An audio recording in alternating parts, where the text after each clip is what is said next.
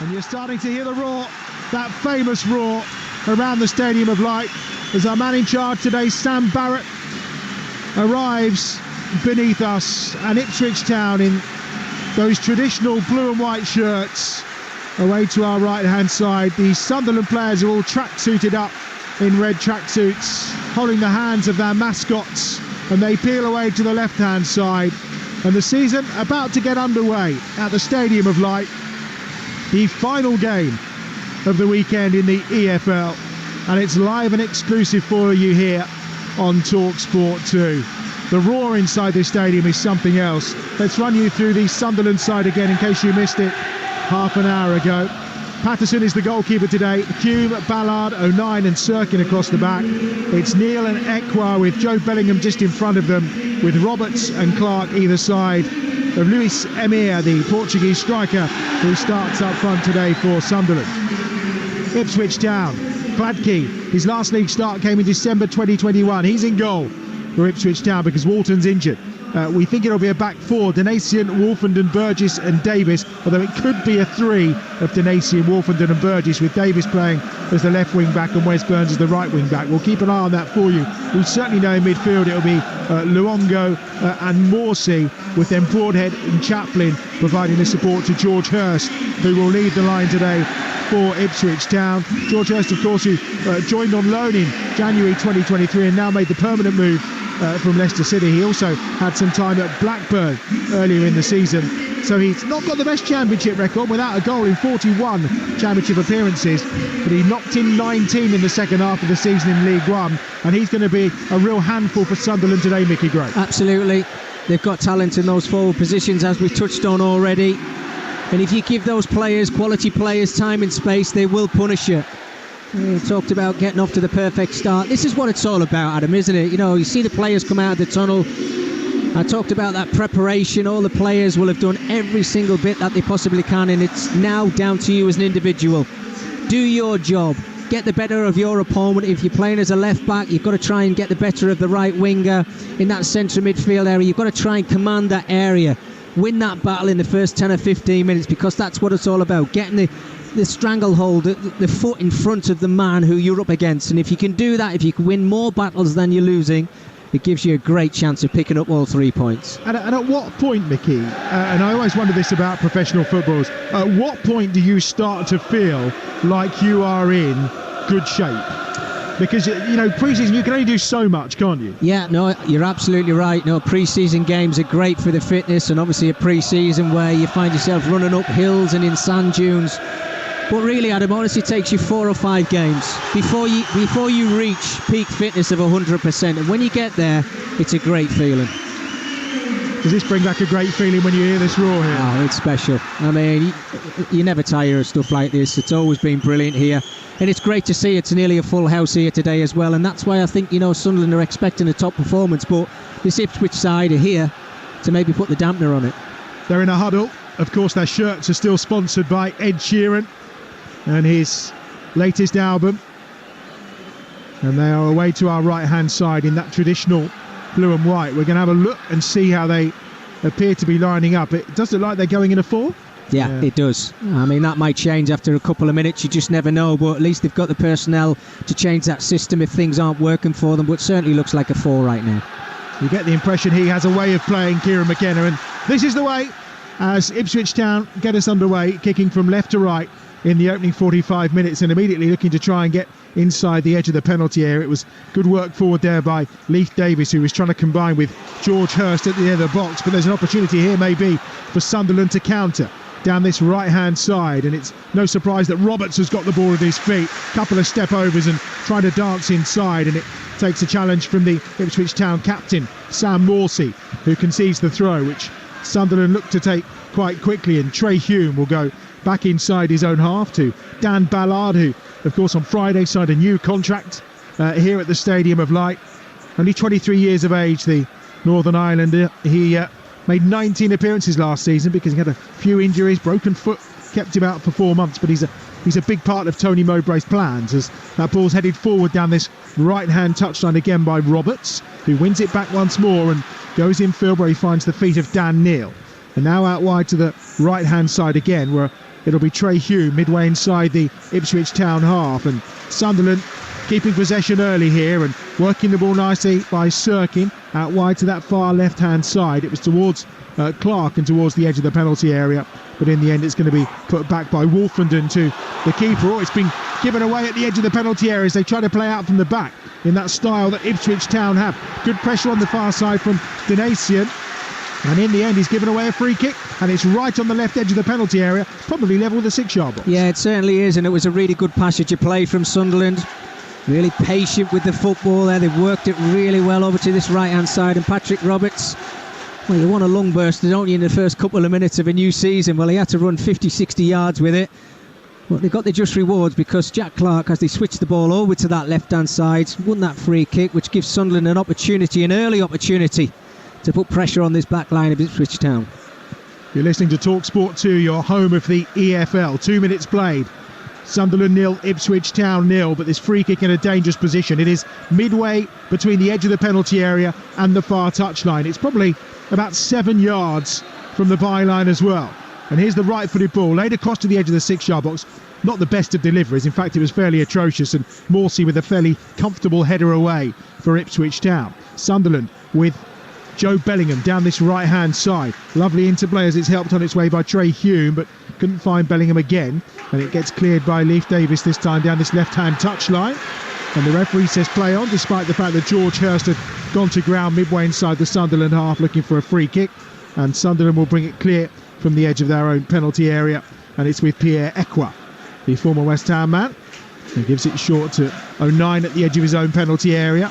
Played so many different positions last season, but this was the one he was in the most, and that's as a centre-back. And again, Václav Lamptey, as I mentioned, not started a game since December 2021 in the league, and he looks a little bit uneasy as he puts it out of play. Yeah, I mean, Ipswich as a whole, I think they look a little bit shaky, as if, you know, they don't want to concede in the first few minutes. Giving the ball away, they look a little bit scrappy, and it's coming from the goalkeeper. They are. Bellingham's fouled on the far side. Is he surely by the corner flag? Looked like he was pulled down, yeah. But the referee's having none of it. Well, I mean, look, I'm one for referees letting things go, but sometimes you can see a blatant foul in front of you, and this time Joe Bellingham, he goes to ground there, and there's no reason for him to go to ground. He wants to stay on his feet. He wants to make something happen for his side. But what has impressed me so far from him, Adam, I know we're early on in the game, but his runs from midfield. He's not staying in a line. He's trying to break the lines, which is very positive. There's a lot of talk, Mickey, certainly from the Birmingham contingent, that he's got that potential to be better than his brother. I mean, which would be something else. Oh, absolutely. I mean, I think I've seen him make his debut, and you just saw he had something about him. He's obviously raw. He's still young. He's going to learn the game, but over the next couple of seasons, he's got the perfect place to learn his trade. Yeah, he made his first league start actually against Sunderland, and £1.5 million is the reported figure plus some add-ons. I mean, that's an absolute steal. Absolutely. No two ways about it. Sunderland have possession just short of halfway. We've had 4.5 minutes on Talksport 2, your home of the EFL, where it remains Sunderland 0, Ipswich Town 0, but it's Ipswich doing all the defending and Sunderland seeing all of the football.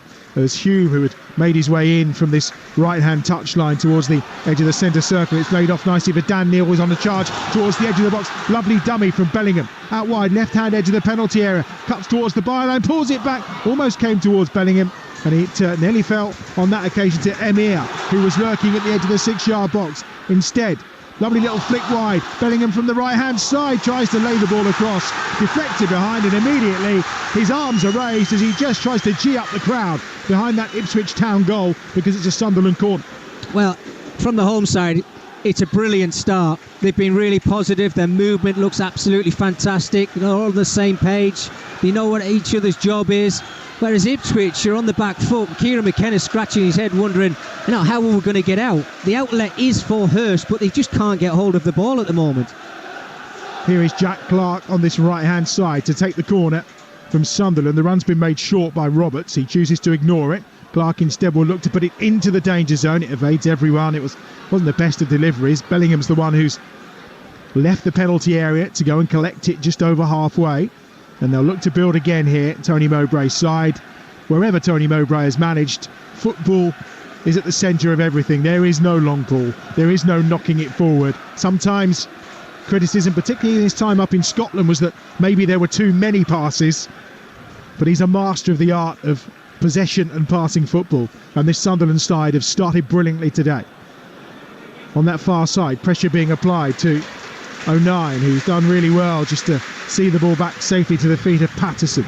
Patterson out wide to this right-hand side to Hume, who's lost possession on this near touchline, and trying to get beyond him was Broadhead, and the chase is on there for Leif Davis, and the free kick is given Sunderland's way, which they'll take quickly, and that will allow Patrick Roberts again down this right-hand side to drive forward. Clark is ghosting in acres of space towards the far edge of the penalty area. If Roberts can get the better of the two Ipswich players, he's just tried to squeeze between, those being Morsey and Davis, and the assistant on this near side, who is Bhupinder Singh Gill, puts his flag up, and it's a free kick again for Sunderland. Well, Tony Mowbray, there's no question he's tried to work and trying to get the two wide players involved in the game as much and as quick as he possibly can, with Jack Clark and Patrick Roberts over on this right-hand side. It looks a real live wire, doesn't he? Started off absolutely fantastic.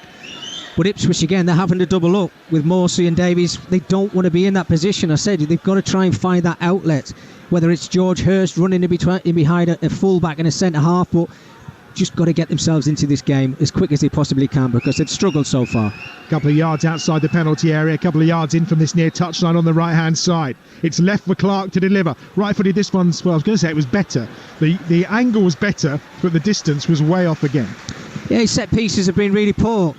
Look, I think we can criticise at certain areas. We're 8 minutes into the start of a new season, but Jack Clark has had a real good opportunity over on the left-hand side to whip it in towards the Ipswich goalkeeper.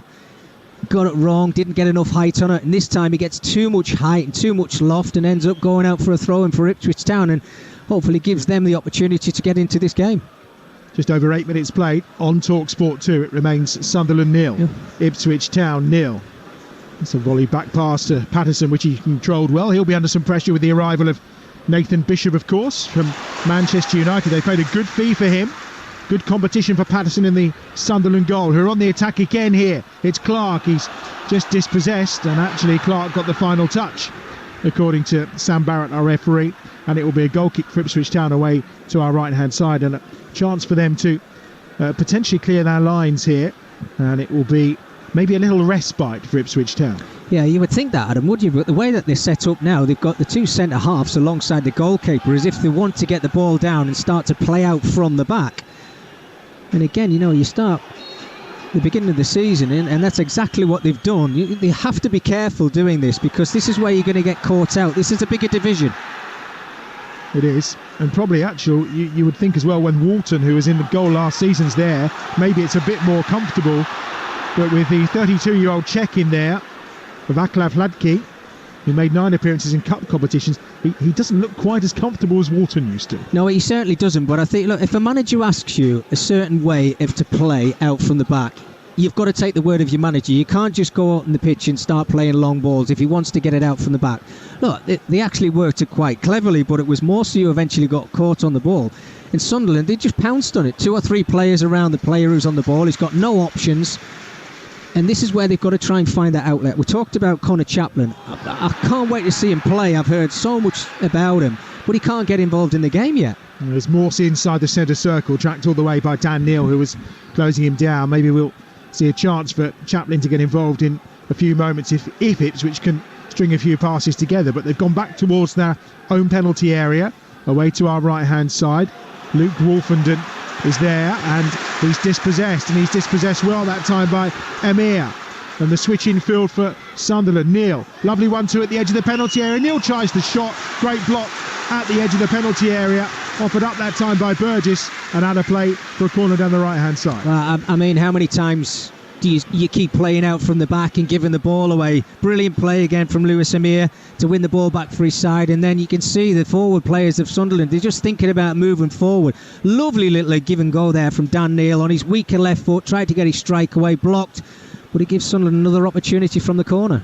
Roberts has taken over set piece delivery, and he delivers it to the near post, but again not very good, and comfortably headed away by the Ipswich Town skipper Morsey. Back in a second time though towards the back post and gathered by the big Czech Hladký, and he'll have a chance to get it clear for Ipswich Town away to our right-hand side. The remainder of the Community Shield is live right now over on Talksport. It remains 0-0 between Arsenal and Manchester City. Once that is done, Jamie O'Hara and Jermaine Pennant will bring you the full-time phone-in, taking all of your calls to discuss the weekend's football on the opening weekend of the EFL season. You can have your say from 6:30 this evening. That's over on Talksport. And don't forget as well, as if you could, tomorrow morning, last 16 of the Women's World Cup, England against Nigeria. That's an 8:30 kickoff, and you can catch that game live on Talksport 2 tomorrow morning from 8:30. USA knocked out earlier today. Another big favourite gone. Is everything falling in the lap of England and Serena Wiegmann? There's a foul on the far side as forward come Sunderland again, midway inside the Ipswich half. It's Jack Clark who is fouled, and it's going to be a free kick. It may not have been Clark, actually. Sorry, my mistake. It looks like it was the driving force that time of Dennis Sirkin that was fouled. And I don't think it'll be long before there's yellow cards under these new rules this season, will it? Well, we know our referees like to start the season, don't we, Adam? I mean, they just pull that card out as quick as they possibly can. I think we know that for the first 3 or 4, maybe even 5 or 6 games, that there'll be a lot of discipline. We've seen it in technical areas over the weekend as well, but the players have got to be so disciplined, and they've just got to basically get on with their job because they know exactly what's coming. But going back to the football side of things, I was expecting a better start from Ipswich. I have to say that. We didn't know whether it was going to be a 5 at the back, whether Kieran might change that as this first half progresses, but they just can't get themselves involved in the game. I'm trying to big them up a little bit here because I know they've got quality players, but they have not shown anything yet.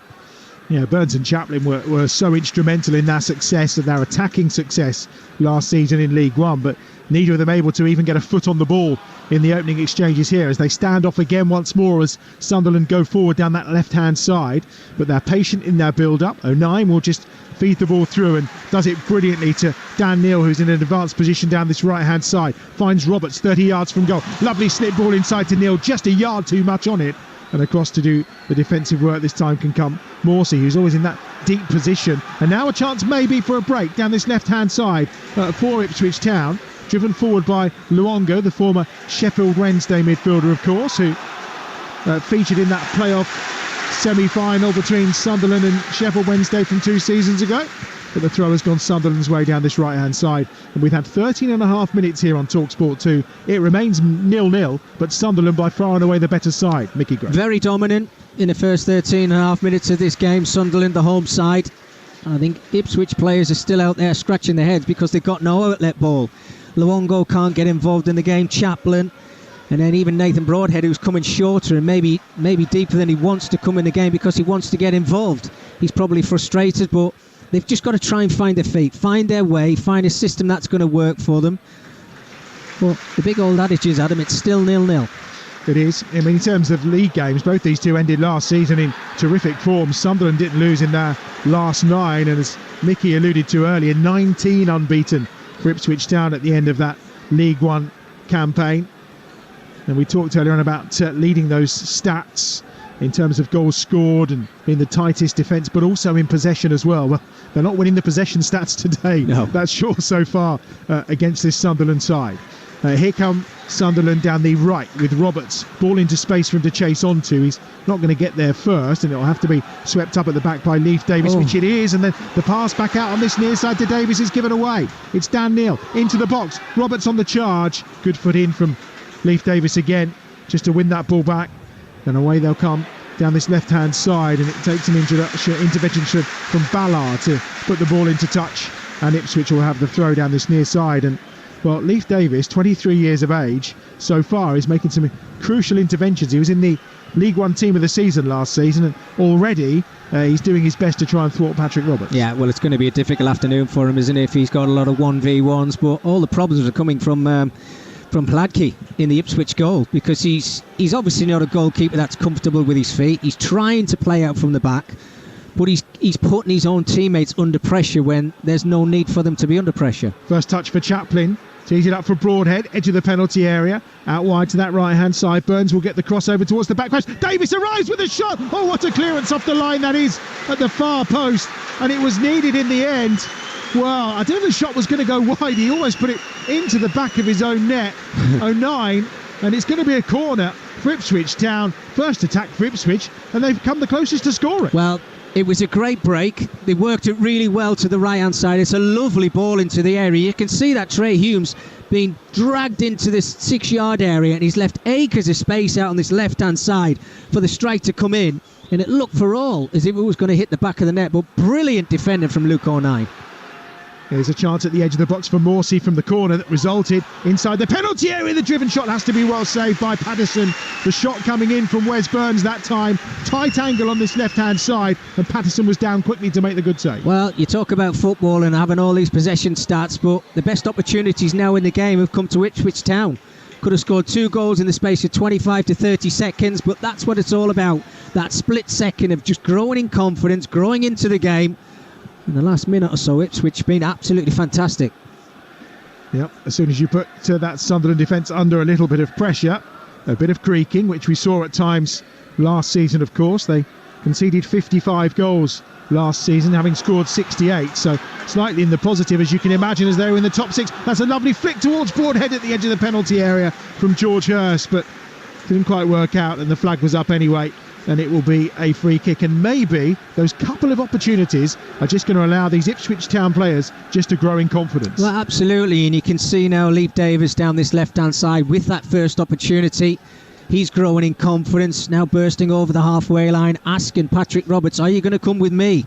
I'm the full-back, but if you let me go, I'm going to cause problems to your back line. Great ball into the area again.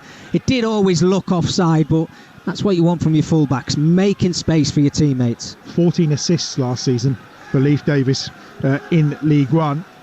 Born in Newcastle as well. He's a product of Wallsend before making the move. Lovely bit of skill from Joe Bellingham, about 35 yards from goal. Switches it to Clark inside the penalty area. Serkin's there as well. The Sunderland try and work it through. Comes to Bellingham again. Oh, lovely little 1-2. Clark pulls it back, and it has to be headed behind by Wolfenden inside the 6-yard box, and Sunderland have another corner. Super play. Joe Bellingham has started the game on fire. I mean, he looks at home, doesn't he, in this stadium? These little runs bursting forward, but the little give and go this time to get the ball to the byline. And that nice little cross into the area there. Wolfenden was in the right place at the right time just to clear his lines, but Sunderland, when they do break forward, look excellent. Jack Clark is off corners. Roberts on the far side this time as well. Left-footed. Swings that one across. Almost comes to Ballard. It's driven in by Serkin. Comes to Bellingham at the edge of the box. Just a little touch to try and tee himself up.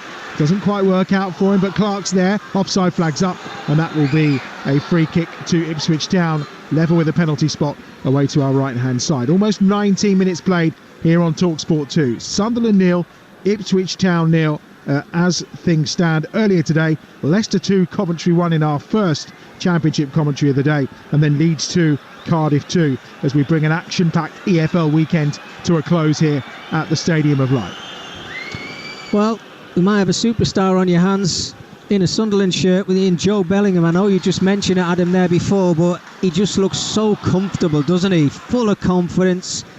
Normally takes young players a little bit of time to bed into a new football club, but absolutely on fire in the first 15 minutes of this game. If he can continue that, what a player. Far wide on the right hand side for Ipswich Town as they try to come forward courtesy of Wes Burns, but he's stopped in his tracks, and it's back with Bellingham. I don't know about you, Mickey, but his gait and his style of running and everything. I mean, he's a piece from a pod, isn't it? Yes, absolutely. Yeah, I mean, look, big shoes to fill, absolutely. He's the younger brother, but you know, if you've got somebody to look up to like your brother and you see what he's done in the game and you can emulate that at such a young age, then it just gives you something to thrive towards. I'm sure somewhere in Madrid a feed of this game is being viewed by a very proud older brother right now, as down the right hand side comes Roberts, gets it into Emir towards the edge of the penalty area. Good strong defending though by Wolfenden and co for Ipswich Town as they look to bring it out. Morsey tried the short little pass again, that time in to Luongo, who lost possession. It's back with the keeper in his 6-yard area, who has to clear first time up towards halfway, which he does, but again it's gathered up by Pierre Ekwa for Sunderland, and they will just take their time through Ballard and then down this right hand side Trey Hume to look to build again from inside their own territory. Dan Neil has it. He's back with Ballard again. Once more infield to Neil. His last 4 goals have all been scored here for Dan Neil at the Stadium of Light. Got sent off at the start of last season in August in that game against Sheffield United, but he made 42 starts last season for a man who's come through the ranks here at Sunderland. Roberts, good feet from Roberts again. Good sliding challenge that time from Luongo to win it back. And now Luongo breaks through that centre circle. He's just run away from him, and it will be gathered up by 09. And now out wide to that left-hand side, looking for Clark. Chested down to Bellingham, 35 yards from goal. Bellingham slips it into Emir. Out wide again to Clark on the angle of the penalty area. On his right foot, Sirkin is going to go outside him, is he? He's coming back inside though. Ekwa with a shot, drives it across, palmed away, Bellingham puts the rebound over the bar from 12 yards out.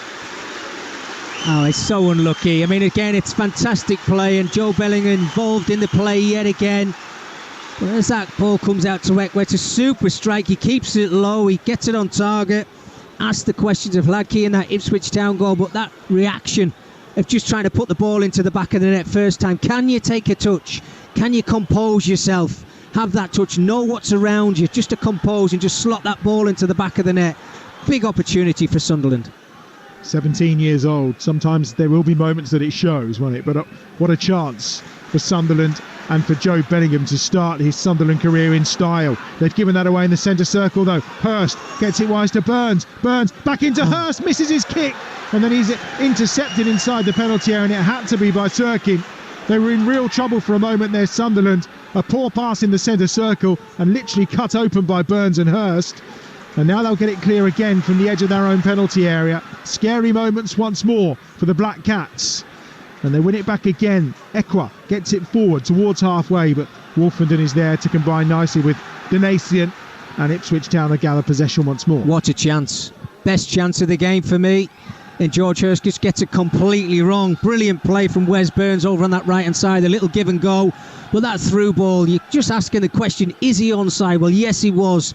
And first time as a striker, I think you've got to hit the target. I mean, he completely misses the ball. It goes in between his own legs, but that's a huge chance. Expect better from George Hurst, as we mentioned earlier on. Got 19 League One goals to his name, 6 of them coming for Ipswich Town in the back half of last season. A lovely feat. Joe Bellingham, he's just managed to take that ball away from Luongo. He looks brilliant, Adam. Look, I mean, it's on first seeing the confidence that he's showing, how comfortable he is on the ball, knowing what's around and the awareness. What a player they could have in their hands here, Sunderland. Roberts with the ball at feet, wide to the right-hand side. Hume is there, midway inside the Ipswich Town half. Back with Roberts again, who's trying to pick out the run of Emir, but instead it's easily intercepted that time by Burgess. And it's back with Ladke in the Ipswich Town goal away to our right-hand side. Beyond the midway point of the first half on Talksport 2, your home of the EFL, where it remains Sunderland 0, Ipswich Town 0. Edge of the penalty area, Wolfenden's got it. Mickey's arms are up in the air already as if to say, what are you doing? I don't get it, Adam. Look, if you're going to play out from the back, your two centre-halves should split to the corners of the 18-yard box, like they kind of are now. But they're doing that for a reason, so you can play it out to one of your centre-halves. There, as he's just done right in front of me now, it opens the pitch up, and then the centre-halves can come through, and it just makes problems or causes problems for Sunderland. It's a long direct pass from Wolfenden, but couldn't find Hurst in any way, shape or form, and allows Sunderland a chance to clear, which they do, to just beyond halfway, and Ipswich Town will gather up possession once more. It's been a great start to this EFL season throughout this weekend. Some huge games. Wrexham obviously losing the hour opener to MK Dons, an 8-goal thriller there. Big wins elsewhere, as we mentioned. Plymouth victorious over Huddersfield. QPR getting a thumping defeat by 4-0 as well in the Championship yesterday. We'll cover all of that off. EFL All Access tomorrow night, 7 o'clock here on Talksport 2. Hugh Wozencroft, Sam Parkin in the chair, and it'll be available as a podcast as well throughout the season. Here's Morsey, midway inside his own half for Ipswich Town. The Ipswich Town skipper, 44 appearances in the League One campaign last season for Morsey. The most successful passes as well in League One, but Bellingham's just nipped in there. And here again goes Ekwa, thinking of a shot 35 yards out. And then the little layoff that time by Emir. Couldn't find Bellingham. and it allows Ipswich Town just to break as the sun comes out at the Stadium of Light. Half of the pitch bathed in beautiful sunshine, the other half in the shadow of the huge stand, which we sit right at the top of. Adam Bridge and Mickey Gray here for you on Talksport 2 as Roberts cuts in on that left foot. Ball into the edge of the box, little layoff towards Roberts again, was coming from Neil but couldn't find him, and Ipswich are thwarted as they try to break down this left-hand side, but Sunderland have it back. In fact, they've conceded possession, and it will be a throw to Ipswich Town midway inside their own half. Well, there's two things from an Ipswich perspective that I can see in front of me, Adam, from Kieran McKenna's side. They're trying to slow the game down because they can't get any flow into it so far in this first half. But also what they're trying to do is they're trying to entice the midfield players from Sunderland to break forward, and then they'll leave gaps. But they're not. They're too savvy and too clever for that at the moment. Here's Neil at the edge of the penalty area to Bellingham. Oh, the call of man on came because Chaplin closed him down and won possession. Only as far, though, as Pierre Ekwa. And out wide to this right-hand side is Hume. And Sunderland not frightened to go all the way back to Patterson. But again, what you see when they do is that both centre-backs peel off to the edge of the penalty areas, as you're talking about, which Ipswich aren't really doing right now. No, absolutely, yeah. You've got to try and make the pitch as big as you possibly can. You know, sometimes if you can't play that forward pass, you've got your centre-half, so they're your outlet. And they're playing it really well. You can see the confidence and the way that they're passing the ball around Sunderland. But Ipswich, as we see right in front of us now, they've got somebody in their face all of the time. They've got no split second on the ball to get their head up, to try and play that ball out to a wide area. It's like they've got no game plan when they get into those final third positions. Luongo there was fouled, that's for sure. And it's a free kick for Ipswich Town midway inside their own half. Certainly growing into this game. 28 minutes old now, this first half on Talksport 2. It remains 0-0. The Might of the Community Shield is live right now over on Talksport between Arsenal and Manchester City. You can swipe if you're listening on the Talksport app if you would like to listen to Talksport. It's very simple. If you don't have the app, may I suggest you get it downloaded for the season ahead. You're going to need it. About 450 live games coming your way across the Talksport network between now and, of course, the Euros coming up next summer. That's a long way off, though. 28 minutes played, 0-0. And Sunderland with a throw down this right-hand side. And again, it's with Trey Hume, the Northern Ireland international. Signed from Linfield back in 2022. Signed a new 4-year contract at the club as well. So once more, one for the future. I mean, whatever you want to say about the recruitment policy here and the idea of buying youngsters that aren't for now. I mean, Joe Bellingham looks like he's for now, to be fair.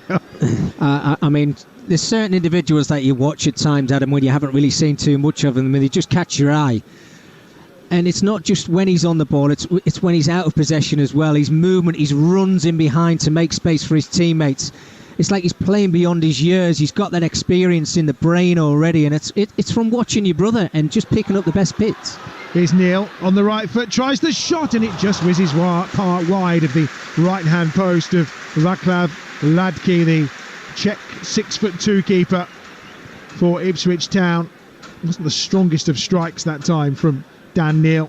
Scuffed it a little bit, or as you'd call it in cricket terms, probably clothed it as it was just wide of the right-hand post. Just never, not the kind of strike we expect from Dan from distance. Yeah, and he does score some wonder goals as well, doesn't he, with both feet, Dan Neil. And, you know, talked about the fall I think that he got last season there as well, Adam, but he's certainly got a strike on him, and that would have been a great opportunity. You know, your eyes light up, don't they, when you're 20 yards out at an angle. You know that the goalkeeper hasn't started well for Ipswich Town. That's a big opportunity. Sunderland with possession again, midway inside their own half. Pressure coming that time from Hurst and from Connor Chaplin, who's trying to close things down and work his way into this game because they're fairly absent so far. Well, Sirkin's done brilliantly here, still going towards the edge of the penalty area, but he was off balance and just lost out to Wolfenden and ended up on his backside. Morsey will flick that out wide to that right-hand side. Burns is on the run there, but Chaplin has possession now over halfway. Burns is outside him, but Chaplin's going direct here. Good sliding challenge from Bellingham, but it still comes to Burns on the right-hand side. Ooh. And that's a horrendous cross. For last season, he put in the most crosses of anyone in League One. Didn't say whether they stayed in pitch or not. That one certainly didn't. And it's a goal kick for Sunderland. No, absolutely not. But it was better. You know, you talk about them growing into the game, and you can see certain spells in this football match where you can see Morsey getting on the ball just in that centre circle, trying to get on the half turn, getting the forward players involved in it. And when he does, You can see the willing runners on the left and the right hand side of Chaplin and Broadhead.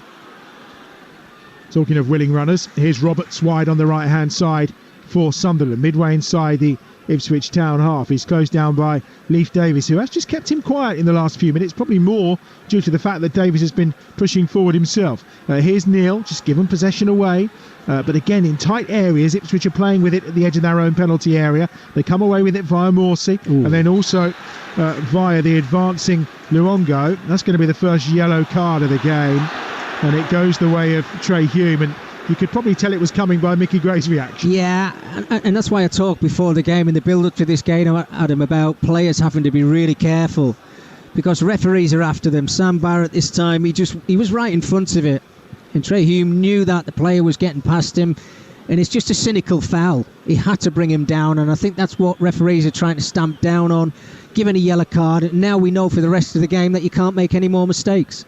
13 minutes remaining in the first half here on Talksport 2. It's still 0-0 between Sunderland and Ipswich Town. Ipswich Town on the attack from that free kick though. Luongo does really well this time to push it out to this right hand side, but it's picked up by Hume. Hume is closed down by the advancing Broadhead, who we've not seen too much of in the opening 32 minutes of this game. And it will be a throw on this right hand touchline for Sunderland. A reminder, we've got Premier League action for you next weekend. The big kick-off on Friday night, but 4 live commentaries throughout the weekend, culminating on Monday Night Football, of course, Manchester United against Wolves from Old Trafford, and kicking off with Burnley against Manchester City on Friday Night Football as well. So plenty of live action for you across the Premier League throughout next weekend, having started in real style this weekend with 4 live commentaries from the Championship. Here's Burns on that far side as Ipswich Town look to impose themselves on the 4th of our live games. Here is Cameron Burgess inside his own half for Ipswich, over halfway. Little layoff that time to the feet of Broadhead, and now down this left hand side Davis helps it on to Broadhead again, who's towards the edge of the penalty area. Back to Davis once more, good into Chaplin at the edge of the penalty area, tries to help it on its way to the advancing Luongo, and the Australian is putting pressure on Ballard by the corner flag, but Ballard does brilliantly to get out of trouble, tries to get it away and get the ball away to Neil in midfield, but it's gathered up again by Ipswich Town, who've got Sunderland hemmed in at this moment in time. Wolfenden to the right, into the sunshine, where he finds Donasian. On the far touchline, again is Burns. Burns with a 1-2 between him and Chaplin. Here's Burns now. This cross is better towards Broadhead. Takes a touch. Lovely back heel. Chaplin with a shot. Oh, he's pulled it wide on his left foot. Took a deflection though, according to the referee. And it's going to be a corner on the far side for Ipswich Town. But that was inches away. Superb play. No doubt about it. Best play from Ipswich in this game so far. Absolutely fantastic. They worked it really well. They got themselves into a really advanced position. Lovely couple of little give and goes on that right hand side. And when they just pulled that ball back towards the edge of the area, I mean, it was a Chaplin, I think, with the left foot eventually with the strike, with his hands on his head. That was a brilliant opportunity. Just missed that left hand post. Davis takes it short, Donasian out to Morsey. Morsey then lifts it into the penalty area towards the edge of the 6-yard box, comfortably headed away. Didn't take the opportunity to put this Sunderland defence under pressure. And Ekwa has got 2 round him, but does well to get it out. And that's a lovely little touch off by Bellingham. He managed to help it on its way. And now down that left-hand side, Clark's on the attack. He's got Roberts going forward with him, cutting in towards the edge of the penalty area. And there's fouled rather cynically, and that's going to be a yellow card as well. And it's going the way of Wes Burns. And having set the tone already, Sam Barrett, about those kind of cynical challenges, it's no surprise he brandishes a card. The thing is with that, Adam, you've got to be consistent. I mean, yes, it's a foul from Wes Burns, but does that merit a yellow card? But I think if the way that Sam Barrett is going to referee this game, he's got to be consistent the way through it. He gave the one to Trey Hume, which I do think was a yellow card, but this time, sometimes a foul is not a yellow card. It was very soft, but the problem is now for Wes Burns, he's on a yellow card for the rest of the game. He is, and Sunderland have a free kick. I mean, it's about probably 40 yards out from goal, but Roberts lifts it in. Ballard wins the header across the penalty area. Burns on the far side is going out to close Jack Clark down. Clark's going to tease him a little bit here, you feel, but he has got support. Right-footed ball swung towards the edge of the 6-yard box. Chance to poke it home. Oh, a melee at the edge of the 6-yard area. And in the end, it's cleared away as far as the centre circle where Dan Neil is there. There were 2 red and white striped shirts looking to poke that home. Clark again down that left-hand side towards the byline, and it's had a play for what will be a goal kick to Ipswich Town. But what an opportunity. Just waiting for the ball to ricochet to one of 3 Sunderland players that found themselves around the 6-yard area. And again, you're just waiting for that little bit of good fortune, but you have to say eventually it was good defended by Ipswich Town, and then that 1v1 situation, this time with Jack Clark and Janwar Donatian over on that right-hand side, super defending from the full-back. Just shielded the player out, shielded the ball out, took the pressure off his side. Long clearance that time from Fladke, and it's safely with Patterson away to our left-hand side, all in yellow in the Sunderland goal. Good feet from him. He was under a bit of pressure there from George Hurst. It's a thoroughly enjoyable game of championship football, this one. End-to-end stuff for both of these sides, but you feel the clear-cut chances have probably just about been edged by Ipswich Town so far. And they've got a throw on the far side. Manchester City are now leading. Cole Palmer, the goal scorer for City in the Community Shield against Arsenal at Wembley. That game live right now over on Talksport. So if you are listening on the app and you want to swipe across to hear how the champions are getting on against the team that finished second, well, the treble winners, should I say, against the team that finished second, you can do that via the app. And they'll be heading into the last 10-15 minutes or so at Wembley Stadium. And don't forget the phone-in coming after from 6:30 with Jermaine Pennant and Jamie O'Hara. Whatever your team, whoever they've played this weekend, maybe they've not played, maybe they've played a friendly and you're furious with what's going on at your club, then get your calls in over on Talksport from 6:30 tonight. Throw in on the far side for Ipswich Town. Donatian has it.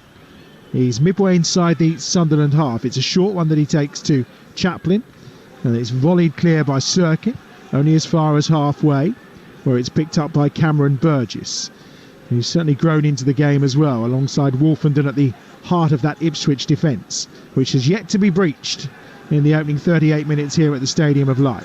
It's Wolfenden taking his time in possession. Donatian down that far side. Chaplin's there. Burns has this time cut inside, and Chaplin and Burns happy to interchange with who goes in that wide role on the right-hand side and who tucks themselves in. And now it's Chaplin with some room, then slips the ball in. Burns is on the chase here. Patterson will come out and he'll gather it probably about 3 or 4 yards beyond the left edge of his 6-yard box. Yeah, it was a lovely move again, wasn't it? This time Burns was the one trying to run in behind. I see that the offside flag did go up. But you can see Ipswich's back line now, Adam. From the beginning of the game, they're starting to play higher up the field. They're now getting a little bit more confident and comfortable on the ball. They're playing some nice football, and things are starting to happen for them. Ipswich, at this moment in time, just trying to hem Sunderland back, but you're not going to hem back Ekwa, who does brilliantly. Nice layoff from Neil, and then Bellingham out well to Clark on the left-hand side, who's got some room to run into here. Not much support inside the box. It's arriving now, though, as he tries to deliver the cross, and in the end it's a challenge from Morsey on that far side, and it goes behind and out of play for what will be a corner to Sunderland again on that far side. And they've had a few. Delivery's not been the best, and it's like Jack Clark is back on them this time. Yeah, one thing that has been disappointing from, I suppose, both sides, if you like, the set pieces, where everybody talks about them in the Championship and how important they are. The quality hasn't been there as of yet. Look, maybe a little bit too overcritical first game of the season, but it counts. Here's Clark swinging that one in Wolfenden with a very clear header away. In fact, he's got some distance on that. Purchase-wise, it's up towards halfway, where Neil will pick it up again. Infield to Pierre Ekwa, and the 21-year-old Frenchman will just look to build play again for Sunderland down that left-hand side. Good charge into space that time by Sirkin on the far touchline, who wins a throw on that right-hand side. So the left-hand side for Sunderland. It's Ipswich's right, of course. And it's back with Clark. Infield to Ekwa, who forced a good save earlier. Here's Bellingham. Bellingham out wide to that left-hand side. Sirkin looks to enter the box first time with a swinging ball, but once more it's blocked out by Donatian. And actually the back line of Ipswich has settled down a little bit, haven't they? Particularly the two fullbacks. No, absolutely. I was just about to say, Adam, I think Donatian in that right back position, he's been tested on a couple of occasions and he stood the test of time. He's been absolutely superb in a 1v1 situation on a couple of times with Sirkin and certainly Jack Clark. There is Clark down that left-hand side, and it's a free kick that's gone the way of Ipswich Town, much to the fury of the supporters. Sam Barrett put his whistle to his lips and immediately you thought, well, hello, surely not. And no, it wasn't. It's gone the other way. Well, unfortunately, Adam, we haven't got a screen in front of us where we can see a quick replay, but I just wonder, Jack Clark's got himself into a really good position there, and Donatian's trying to get himself back goal side. Yes, there's a coming together, and everybody would say, well, it's just about body strength. But the player goes to ground. I think you could hear the moans and the groans from the Sunderland supporters. Look, I'm not saying it was a penalty, but certainly you asked the question to the referee. I mean, he was quick on the whistle, wasn't he, to blow for a free kick against Sunderland. But it was a really good move again. Well, but also, if you're in that position and you're Clark, you're in a good place to cross. Why would you go fall to ground? The ground? Absolutely, yeah. Unless there was certainly an element of force involved. Throwing on that far side for Ipswich Town, 10 yards short of halfway. And it's Donatian who was involved in that last piece of action with Jack Clark, and it's had a play for another throw on the far side for Donatian once more. Just coming up towards halfway. Long throw towards the edge of the penalty area. Headed clear partially for Sunderland. Chance maybe for Broadhead towards the edge of the box. Chaplin's there as well. Good strength. He saw off Ekwa. Sliding challenge in with Bellingham as well. And in fact, he's given away possession here to Bellingham, who's got it inside the centre circle. Lovely quick feet. Nice flick from Roberts. Finds Neil. Emir in the penalty area, just over his head. Headed down by Donatian. And out of play for what will be a corner again to Sunderland on that left-hand side. It was like there was 6 or 7 players, wasn't there, all surrounding each other in that centre circle. It was who was going to come out with it, was going to create an opportunity. And it was Sunderland again with Joey Bellingham. Again, super feet, just outside of his right foot. Plays it round the Ipswich midfield players. And then Sunderland on the counter-attack yet again. This time Donatian, I've just built him up, saying he's had a superb couple of minutes. Super defending, but headed back to his goalkeeper. He just got completely wrong. Final couple of minutes of the first half, where we assume it will be, of course, as that ball swung across this time by Roberts and headed away by Burgess at the edge of the 6-yard box, back as far as Neil. Neil will look to push them forward again on the far side, circling right-footed ball, swung across into the penalty area, breaks towards the edge of the box, but Burns is there to get it away for Ipswich Town, and he lifts it forward with that left foot of his, but safely seen away by Neil, away to our left-hand side. Monday morning, of course, from 10 o'clock, Jim White will be back alongside Alex Crook and Martin Keown tomorrow, and they'll be reacting to that big boxing news that came out, of course, the Joshua Dillian White fight, the rematch being cancelled due to some adverse findings in a drug test. If you missed the show, you can catch up, of course, by listening to the Outspoken podcast or listen to the Talksport app. That's live tomorrow from 10 o'clock, and I know Eddie Hearn was due to be on the show this week. Be interesting to see what Eddie's got to say, but certainly reacted quickly to the news of the issues around the drug test. So the Joshua Dillian White fight, which we had live for you on Talksport next weekend, it is off. We'll have more on that tomorrow morning with Jim White from 10 o'clock. Just over a minute to go at the Stadium of Light. Bathed in beautiful August sunshine. I'd almost forgot what sunshine was like throughout August so far. It's been that wretched. Not quite the weather you expect on the opening weekend of the football season. Usually it's all balmy and short sleeves. Mickey's here in his big coat up on the northeast coast. See, a wise man. When I come back up north, I know exactly what to bring up. It might be sunny on the football pitch, but where we do our commentary box from, we're at the top of the stand. It's freezing cold, but hey, football's back. Who cares? It can be absolutely freezing cold. I'm loving it. We're at the top of a mountain here. I think it felt like that walking up it. Anyway, Ekwa inside the centre circle. I need to get my pre-season in next time, I think. Neil out wide to this right-hand side where he finds Patrick Roberts. Roberts towards the angle of the penalty area. Tried to play it through first time. It was intercepted. Comes out to Ekwa again. About 30 yards from goal for Sunderland. As red and white stripes tease forward. Oh, great feet from Broadhead to steal it away. Can he break? He's got Hurst out wide to his left-hand side. Not the best of balls, but Hurst will break. And Broadhead's gone inside the penalty area. Has on his right foot. He's got Leif Davis going outside him. Hurst thinks of the shot. Gives it to Morsey. He'll find Burns. Right-hand side of the penalty area. Angle of the box. Looking to take Sirkin on his left foot. We've got 2 minutes of added time. And the cross is headed away and out for a throw on the far side for Ipswich Town. A break that come for Ipswich because Sunderland are just overplaying at times. Patrick Roberts has been caught on the ball on a couple of occasions. This time Broadhead picks up the ball. He plays the ball out to Hurst. But Hurst then has to run it down into the left flank where you want your striker playing through the middle. Broadhead could have just kept running and running with that ball until he was closed down and then created the space better for George Hurst. And I think overall in the first half, that's maybe been Ipswich's problem. Big throw from Donatian inside the penalty area. Leif Davis on the half volley, deflected it in! And Ipswich Town have their first goal back in the Championship, and the celebrations away to our left-hand side. Maybe a little bit of luck involved. The shot from Leif Davis, and it's taken a deflection and into the bottom corner, and Ipswich Town have the lead at the Stadium of Light.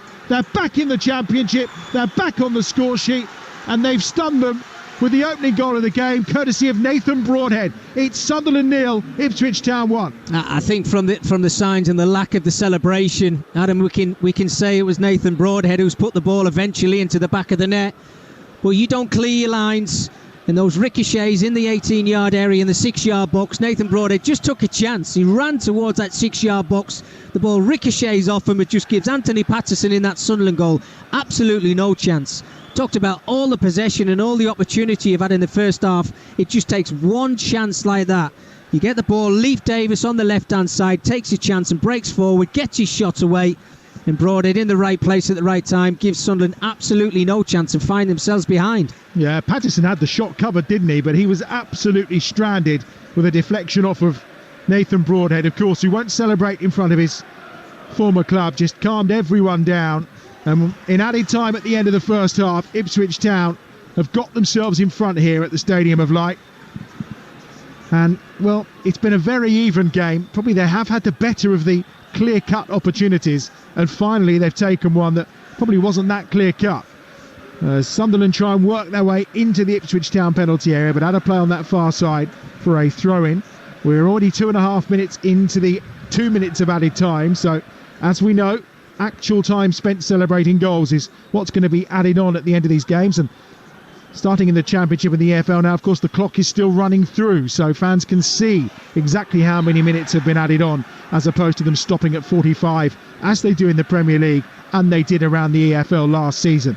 Here's Neil, Emir just tries to play him in, but he's been largely anonymous, the young Portuguese striker, in this first half, and again the ball just bypasses him, and Ipswich will get it clear, and it will be a throw for Sunderland midway inside their own half. Real urgency about their game right now, and it's going to be a throw down this right hand side from Trey Hume. Sunderland trailing here. The Ipswich supporters, who are high up in the stand away to our left hand side, kind of level with us. You can only see a small portion of them, in fact, right by the corner, but boy are they making a noise and celebrating as here come Ipswich Town again, so no surprise. Hurst, great tackle from Bellingham, a couple of yards outside the penalty area, and it was needed because Hurst was either about to feed Burns or unload himself from the edge of the penalty area. Oh, they've given it away again here into the middle of the park. It's Luongo just outside the centre circle. Morsey coming forward for Ipswich Town. I'm sure they'll be happy to get it at half-time, leading by a goal to nil, but at this moment they're searching for a second. And as we've played 4 added minutes at the end of the first half, our referee Sam Barrett blows the whistle, and in added time at the end of that first period, Ipswich Town are back on the score sheet in the Championship. Nathan Broadhead, the goal scorer. Not too sure how much he knows about it. We'll have to have a look at the replay to work out if it was a clever flick or not. Leif Davis' shot looked to be heading into the arms of Anthony Patterson, but the deflection off of Broadhead into the back of the net wrong-footed the keeper, and Mickey Gray at half-time, it's given Ipswich Town the advantage. Well, you talk about a split second and managers' half-time team talks changing. Well, certainly Tony Mowbray's is going to have to change when he walks in that dressing room now. A little bit of frustration because of how well and how much possession Sunderland have had in that first 45 minutes. They did create some opportunities, but you're right. Ipswich were very patient. I thought they started the game a little bit shaky, but then grew into it in the second period of the first half, if you like. And they created opportunities. They had some real big opportunities through George Hurst when he missed his chance when the ball was played across the 6-yard area. A couple of good saves. Luke O'Nien clearing it off the line. But you've just got to be patient and wait for that opportunity. And we talked about Leif Davies trying to break forward as much as he can down this left-hand side. He took that risk. His just rewards came from that strike. And again, Nathan Broadhead just ran across the centre halves. He wanted contact with his body anywhere, and it found its way into the back of the net and gave Anthony Patterson in that Sunderland goal absolutely no chance. But now Kieran McKenna walks in the half-time dressing room and he's thrilled to pieces.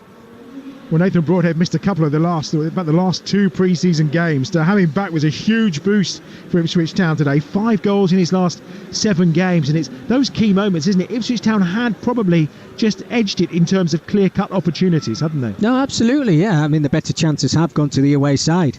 and it's from a scrappy pass from a centre-half or one of the defenders from Sunderland, or giving the ball away in those midfield areas. And we talked about breeding confidence. And once you've had that one chance, two chances, the third and the fourth start to follow, and that's exactly what happened. We talked about bringing Chaplin into the game, and Burns had a real good opportunity as well. So they've had chances, Ipswich Town. And look, the scoreline probably could have been a little bit more if you're clinical and you put those chances away. But again, you talk about possession and how frustrating Sunderland have been. Look, Adam, if you don't put the ball in the back of the net, it doesn't matter how much possession you've got, how many chances you create in that first half. You've got to try and win football matches. And they did create opportunities. They did have a lot of possession. I mean, I mentioned it just before half-time there. Luis Amir, the game has kind of passed him by. And it's at that point you look and go, we need our Ross Stewart or we need our Diallo. Yes. And that's the problem. You kind of came into the game thinking that would be the problem for Tony Mowbray's side, and it's played out in the first 45 minutes. Well, I think Tony Mowbray also is probably thinking a couple of the younger players that are out there, right, fingers crossed, I hope he does well. It hasn't really worked for Luis Amir, has it? I mean, he can't really get involved in the game. He's trying to be that focal point in between the two centre-halves, but the ball's not went out to him. When it has, it's bounced off him. He showed some nice touches at times, but from a centre-forward's point of view, you want to get yourself into that 6-yard box. You want crosses coming into the box. And let's be honest with you, the quality from set pieces and out wide from Sunderland, it really hasn't been there, albeit I still think they played very well in the first half, but they do now go in at half-time a goal behind. They certainly do. And as everyone heads off to get their half-time pies here, the game at Wembley in the Community Shield continuing to come to an end. Man City leading there by 1-0 over Arsenal. Cole Palmer, the goal scorer. That should be into stoppage time there. And don't forget that phone in from 6:30 over on Talksport with Jermaine Pennant and Jamie O'Hara. Here, we're going to go and get a cup of tea as we head into half-time. The visitors are in front. It's Sunderland 0, Ipswich Town 1. Your home of live sport. This is Talksport 2. At Howdens, we're blowing the doors off. It's the great door discount of the year, with unbeatable prices on doors and door accessories. We've got every door you'll need, all in stock, and we won't be beaten on price. Softwood, hardwood, moulded, primed, laminate, flush, fire doors, casings, linings, and accessories, all ready to collect at unbeatable prices. Ask about our price promise and see why we're the UK's #1 trade kitchen supplier at howdens.com. Excludes online-only competitors. Trade customers only. Exclusions and conditions apply. The following are assembly instructions for a day trip at IKEA. Take 8 plump meatballs at least, and 1 bed that doubles as a bouncy castle. Add free 45 minutes room planning sessions, as many activities for kids as possible, and add 1 extra slice of dime cake. Combine all together and you have the perfect day out at IKEA. IKEA, the wonderful everyday. Righty here for Gillette. Have I got something for you? The Gillette Labs razor has a unique exfoliating bar that clears the path before the blades for effortless shaving in one stroke, leaving you fresh and ready to take on your day in no time. And at Gillette, we promise you that Gillette Labs is the ultimate shave, or, I've always wanted to say this, your money back. Gillette, the best a man can get. 18 plus, retain receipt, terms and conditions apply. I've just sold my car. I thought you had outstanding finance. I brought along my final settlement agreement and We Buy Any Car sorted it for me. I'm getting the soft top. Just sold my car to We Buy Any Car. Just sold my car to We Buy Any Car. To find out how much your car's worth in 30 seconds, enter your reg number now at WeBuyAnyCar.com. Admin fee may apply. For more information, visit WeBuyAnyCar.com/info. At Post Office, we understand the nation needs a holiday. Expect more rail strikes. Storm warning with high winds. So, to help you escape, here's a few moments of holiday bliss.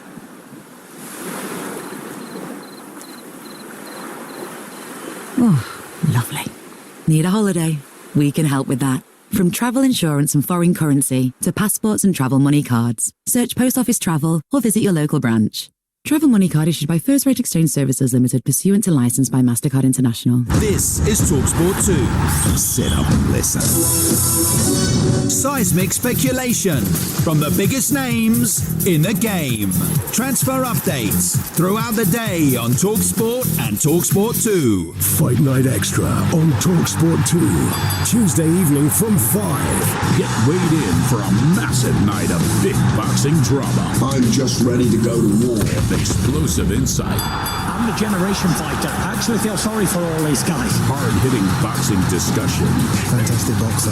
Get in the ring and go the distance. She's got movements that look like Mayweather at times. Fight Night Extra.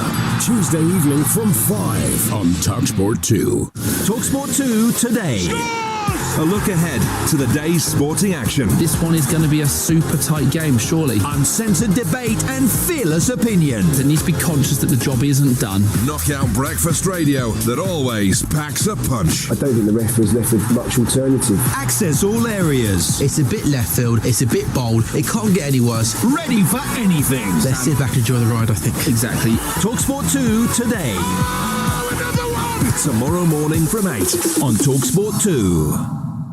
The Monday Club on Talksport 2. They were in big trouble at half-time. A broadcasting juggernaut of sport. It's the letter of the law. Is it a clear goal scoring opportunity? Yes, to both of those questions. Professional analysis. Who gets away with these tactical fouls? He's the master of dark arts. And refreshingly frank opinion after all the action. I don't know if they're as open as they were. The Monday Club, the sharpest minds in the business. Elite level mentality. Monday afternoon from 5. Yeah, that Ryan was on the wall way earlier than that. On Talksport 2. PGA Tour Wyndham Championship tonight from 7, live on Talksport 2. He's over the ball now, wide stance, and he's holed it. As the world's golfing elite go head-to-head at Sedgefield Country Club, hear full swing-by-pitch-by-putt commentary of all the action direct from Greensboro, North Carolina. And that's an absolute belter. PGA Tour Wyndham Championship tonight from 7, live on Talksport 2. Pushing the apex of live football. What a ball! No one does football quite like this. He hits it first time, what a volley, what a goal! EFL Game Day Live. On Talksport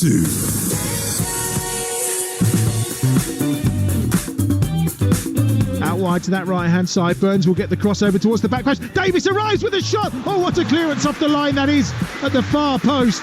And it was needed in the end. And it looked for all as if it was going to hit the back of the net. But brilliant defending from Luke Ornai. Coming back inside, though. Ekwa with a shot. Drives it across. Palmed away. Bellingham puts the rebound over the bar from 12 yards out. Big throw from Donation inside the penalty area. Leaves Davis on the half volley. Deflected it in. And Ipswich Town have their first goal back in the Championship. And the celebrations away to our left-hand side. Maybe a little bit of luck involved. The shot from Leif Davis. And it's taken a deflection and into the bottom corner. And Ipswich Town have the lead at the Stadium of Light. Nathan Broadhead then with a goal that separates the two sides at half-time. They should be back out in about 5 or 6 minutes or so. So in the meantime, let's get some reaction to the earlier Championship games today. Leicester beat Coventry by 2-1. But at Ellen Road, what a dramatic finale we had as Leeds United scored in the 5th minute of added time to draw 2-2 with Cardiff City. After the game, Talksport's Abby Davis caught up with the Leeds boss Daniel Farker and asked him for his reaction to the late drama. That's what the Championship is all about. So crazy games. Also, quite often the added time is also pretty special in this league and important for us also to equalize. I think well deserved. We don't have to speak about it. Actually, it's a scandal that we didn't win this game when you judge this game by the obvious things and also by the statistic. But overall, good for the table, good for the spirit, good for the mentality, the unity, togetherness, confidence that we were able to equalize, and well deserved for the lads. Yeah, started the match very much on the front foot. How disappointed were you with the manner of the 2 goals that you conceded? Well, you're always disappointed when you concede goals because they were always slight mistakes before, especially over the wing. First goal we didn't save the death aware enough, and the second goal was an easy give and go. Sometimes give and go is difficult to defend, but we spoke about this topic quite often, and then it was also a bit unlucky, 2 times blocked and deflected anyhow. This is what happens in football, and then you have to keep your nerves and stay calm and still keep going in what you want to do, and this is what the lads did. Although we got so many hits in the neck today and missed so many chances, and their goalkeeper was there probably with this game of his life, and we're pretty close to penalty situations and missed so many chances, but then to be there with this equalizer, it's just a point, but it feels massive today. And your route back into the game was bittersweet, really, wasn't it? Because Liam Cooper gets the goal, but then has to go off injured. What is the issue with him, and have you had a chance to speak to him yet? Yes, I think in this situation he rolled his ankle. We have to wait for further assessment what exactly happens. I hope it's not too bad. So it was a bit like a picture of the whole game, because we had a good situation for us, but even then, anyhow, with the injury of our leader, of our captain, had to play then 3-4 minutes and underload. The momentum was a bit away, and afterwards we had more or less just a youth team on the pitch, but a pretty strong youth side, I would say, and we kept going. And many compliments, especially to my young lads. So I think they've learned a lot today, but also created many situations good for the spirit, good for their confidence, and we need them. Was overall, although I'm a bit disappointed it's not all 3 points, still a good day for us. You mentioned the youngsters. Archie Gray played today, made a real impact in the game as well. What do you think he'll have learnt from that game today? Well, as a young lad, you always learn each and every day, and on the training pitch in the game, and also today I think he was really excellent. Not perfect. He was even there with slight mistakes in his positioning and his passing at times, but we have to keep going and keep working with him. But it was, in this circumstances, first game of the season, first home game, first start for him. Then to show such a mature performance is, I'm pretty pleased with this. And also that he learned today that also, like, although there are many disappointing situations, to keep the nerves, to keep going, and then you get the well-deserved reward in the end. I think that's the most important point. Leeds United boss Daniel Farke with his thoughts then on the 2-2 draw against Cardiff today. A reminder, it finished Leicester 2, Coventry 1 earlier on in the first of today's live championship games on the Talksport network. Right now at Wembley, the Community Shield has finished. Arsenal 1, Manchester City 1. Cole Palmer's Manchester City goal cancelled out by Leandro Trossard in the 102nd minute of that game. No extra time, thankfully, for both coaches. Straight to penalties. It's live right now over on Talksport. If you're listening on the app, you can just slide across while we wait for the teams to come out here for the start of the second half at the Stadium of Light. Reminder, we got live football for you coming up later this week across the Talksport network. Tomorrow morning, England against Nigeria is live on Talksport 2, the last 16 game in the Women's World Cup. That's an 8:30 kickoff tomorrow morning. USA went out earlier today, so a huge opportunity. Not that we want to get too overexcited, but the European champions in with a real shout in the World Cup in Australia and New Zealand. Then on Tuesday night, kick-off around the grounds with Adrian Durham is live here on Talksport 2 from 6 and Talksport from 7. Gillingham against Southampton is the commentary from the Carabao Cup first round here on Talksport 2. Same again Wednesday night, when we'll also bring you Wimbledon against Coventry as the commentary here on Talksport 2. And a reminder, of course, we are back with live Premier League action. 4 live games for you, exclusive to the Talksport network next weekend, all starting on Friday night when Burnley take on Manchester City. Both teams are back out, we're ready to go. Long discussion between Wes Burns and Kieran McKenna on the touchline down on this right-hand side. Our referee Sam Barrett is ready to go. We just heard Republica telling us we're ready to go on the Tannoy here at the Stadium of Light. And it is going to be Sunderland to get us underway at the start of the second half, kicking from right to left in the second 45 minutes. And Mickey Gray is going to tell us what Tony Mowbray's just said at half-time. Well, more of the same. I think just be a little bit more disciplined from a Sunderland perspective and just cut out the mistakes, because that's the only opportunities that Ipswich are creating for themselves. Because you look at the flair and the quality that's been on show, and possession-wise, it's certainly been the home side, but better opportunities have come from Ipswich in the away team because of the quality that they've showed in front of goal, and that's why they find themselves a goal up at half-time coming in this second 45 minutes. I'll run you through the two teams the moment the ball goes out of play, and we get a moment here. It was an end-to-end first half, some lovely football on show, and as Mickey says, Ipswich taking one of their opportunities, courtesy of Nathan Broadhead, just on the stroke of half-time in added time. Down this right-hand side, it's Ipswich Town who have possession. Donasian put the ball out of play a long way out, and it seemed to take an age for the assistant to put his flag up and to be noticed by Sam Barrett, and it will be a throw on this near touchline for Sunderland as they attack down this left-hand side.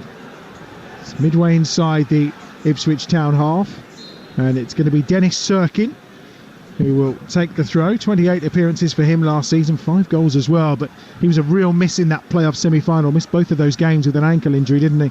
Yeah, it was really frustrating. I mean, the away game at Luton, no fit centre-halves really, going in with a goal advantage as well. It was always going to be a tough place, wasn't it, Adam? I think everybody knew that, and Rob from Luton manager, he got the job done, didn't he? Which was obviously unfortunate from a Sunderland perspective. They did. Roberts on that far side for Sunderland, lifting a ball towards Bellingham inside the edge of the penalty area, but it's easily headed away by Burgess, and now will be brought forward down that left-hand touchline by Chaplin, but Chaplin's just beaten to it this time by Trey Hugh, and it will be gathered up quite comfortably at the back by Ballard, and Sunderland will just go all the way back to Patterson and out to this left-hand side where Luke O'Nien is waiting for it, the 28-year-old Englishman. Signed from Wigan back in 2018. 26 times last season he was a centre-back, and he's off and running in that position again today. He's got the ability to play anywhere on that back line really, and also in midfield, but today anchoring this Sunderland side at the centre of the defence. He finds Bellingham on this left-hand touchline. Clever little pass infield from Bellingham. It's picked up nicely by Ekwa, who brings Ballard into it, and now there's space on that right-hand side as Hume looks to cut inside. Back into Ekwa, 35 yards from goal, on his left foot. Lovely little flick through inside the penalty area. Emir, lovely turn, chance to shoot. Oh, he put it onto his left foot, and then he didn't pull the trigger, and Wolfenden can get it away, and then the foul from Emir at the edge of the penalty area on that far side. What an opportunity for the young Portuguese striker. Excellent play.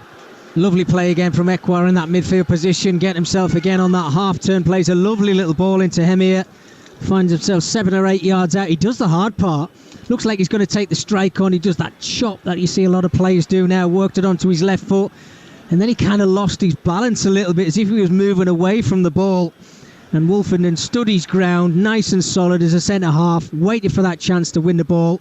Absolutely superb defending from him, but that's the reaction that you want from the home side. Teed himself up beautifully, didn't he? He did. Just couldn't get that shot away. Here's the goal scorer Broadhead, slipping it forward. Chaplin, 10 yards outside the penalty area, right-hand side. Gives it on this near touchline to Burns. Burns to Chaplin again, tries to play the 1-2, but Burns just couldn't escape the attention that time of Serkin. And it's had a play for a goal kick to Patterson away to our right-hand side. So Sunderland have Patterson in goal. It's Hume, Ballard, O'Nien and Serkin across the back. It's Neil and Ekwa holding in midfield. Then Bellingham, Roberts and Clark providing the support to Lewis Emir, who leads the line for Sunderland. As for Ipswich Town, Hladky's in goal. Donasian, Wolfenden, Burgess and Davis across the back. It's Luongo and Morsey in midfield, with Chaplin, Burns and Broadhead supporting George Hurst, who leads the line. And here's Chaplin in the bright green boots down this right-hand side, laying the ball off to Burns. Burns with his little bun. Oh, lovely little pass from Chaplin. Donasian with a chance to cross, which he does, and it has to be dealt with by Ballard from the edge of that 6-yard box, and he does brilliantly, but he sets Clark away too down this left-hand side. Clark looking for the early pass, but it took a deflection that time off Morsey, and then he's cleared by Hladky down this right-hand side for Ipswich Town. End-to-end stuff. Burns skips past the first challenge, just dives in between two players, gets it forward towards Hurst, who I thought may have been offside, but there was no flag as he got a touch, and Sunderland will clear from the edge of their own penalty area. Yeah, very good play again, wasn't it, down this right-hand side? You can see the confidence starting to flow through these Ipswich veins. Certainly in more advanced positions, and it's Sunderland now who are the ones who are making the mistakes. Yeah, it's the first real mistake Bellingham's made all game, but it was a stray pass that was well intercepted that time by Davis for Ipswich Town, but they immediately gave possession back to Sunderland. 5 minutes into the second half on Talksport 2, where it remains Sunderland 0, Ipswich Town 1. The goal coming in stoppage time at the end of the first half. Nathan Broadhead, the scorer. Here comes Sunderland down the left-hand side. Clark circling on the overlap, looks to get the cross, stands it up towards the back post, and the header in the end was from Dan Neil over the crossbar. I'm surprised he got there first. It looked like it was going to be an easy one potentially for Morsey to try and clear, but in the end, not Morsey, should I say, it was Davis. But Neil got up with a header but just couldn't get it goalwards. Yeah, I just wonder if there was any belief in Dan Neil as he headed that ball there. Had a wonderful play again from Sunderland down this left-hand side. They worked it well. The overlap and run from Sirkin there, dinks the little ball to the back stick. But Dan Neil, as he got himself into the box, did he really want to get his head on that and get the better of his marker there? I'm not quite sure about it. You've got to be more determined if you're going to get yourself into that 18-yard box to know in your own brain, I want to score a goal here. It was the highest finish since Premier League relegation last season. That was, of course, back in 2017 for Sunderland. Youngest Championship team. I think it was an average age about 24 last year. So they're all matured. They're all a year older and wiser. But at the same time, we just then see the blooding of a couple of other youngsters in a 17-year-old in Joe Bellingham and a 19-year-old in Lewis Emir. As Chaplin does well on halfway for Ipswich Town to gather the ball up in those blue and white shirts that have been missing from the Championship for 4 seasons. They've played the advantage here. Lovely ball slipped into the box. Hurst makes it 2-0. Great finish from Hurst. And Ipswich Town have doubled their advantage at the Stadium of Light. And it's George Hurst who's added to the goal tally.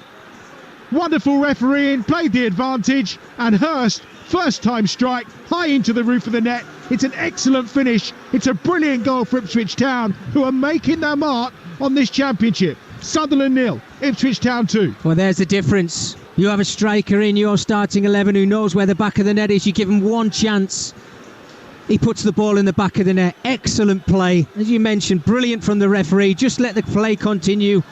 And they played it really well. Hurst just dropped off the centre-half shoulder, worked the ball onto his right foot, didn't really have to do anything.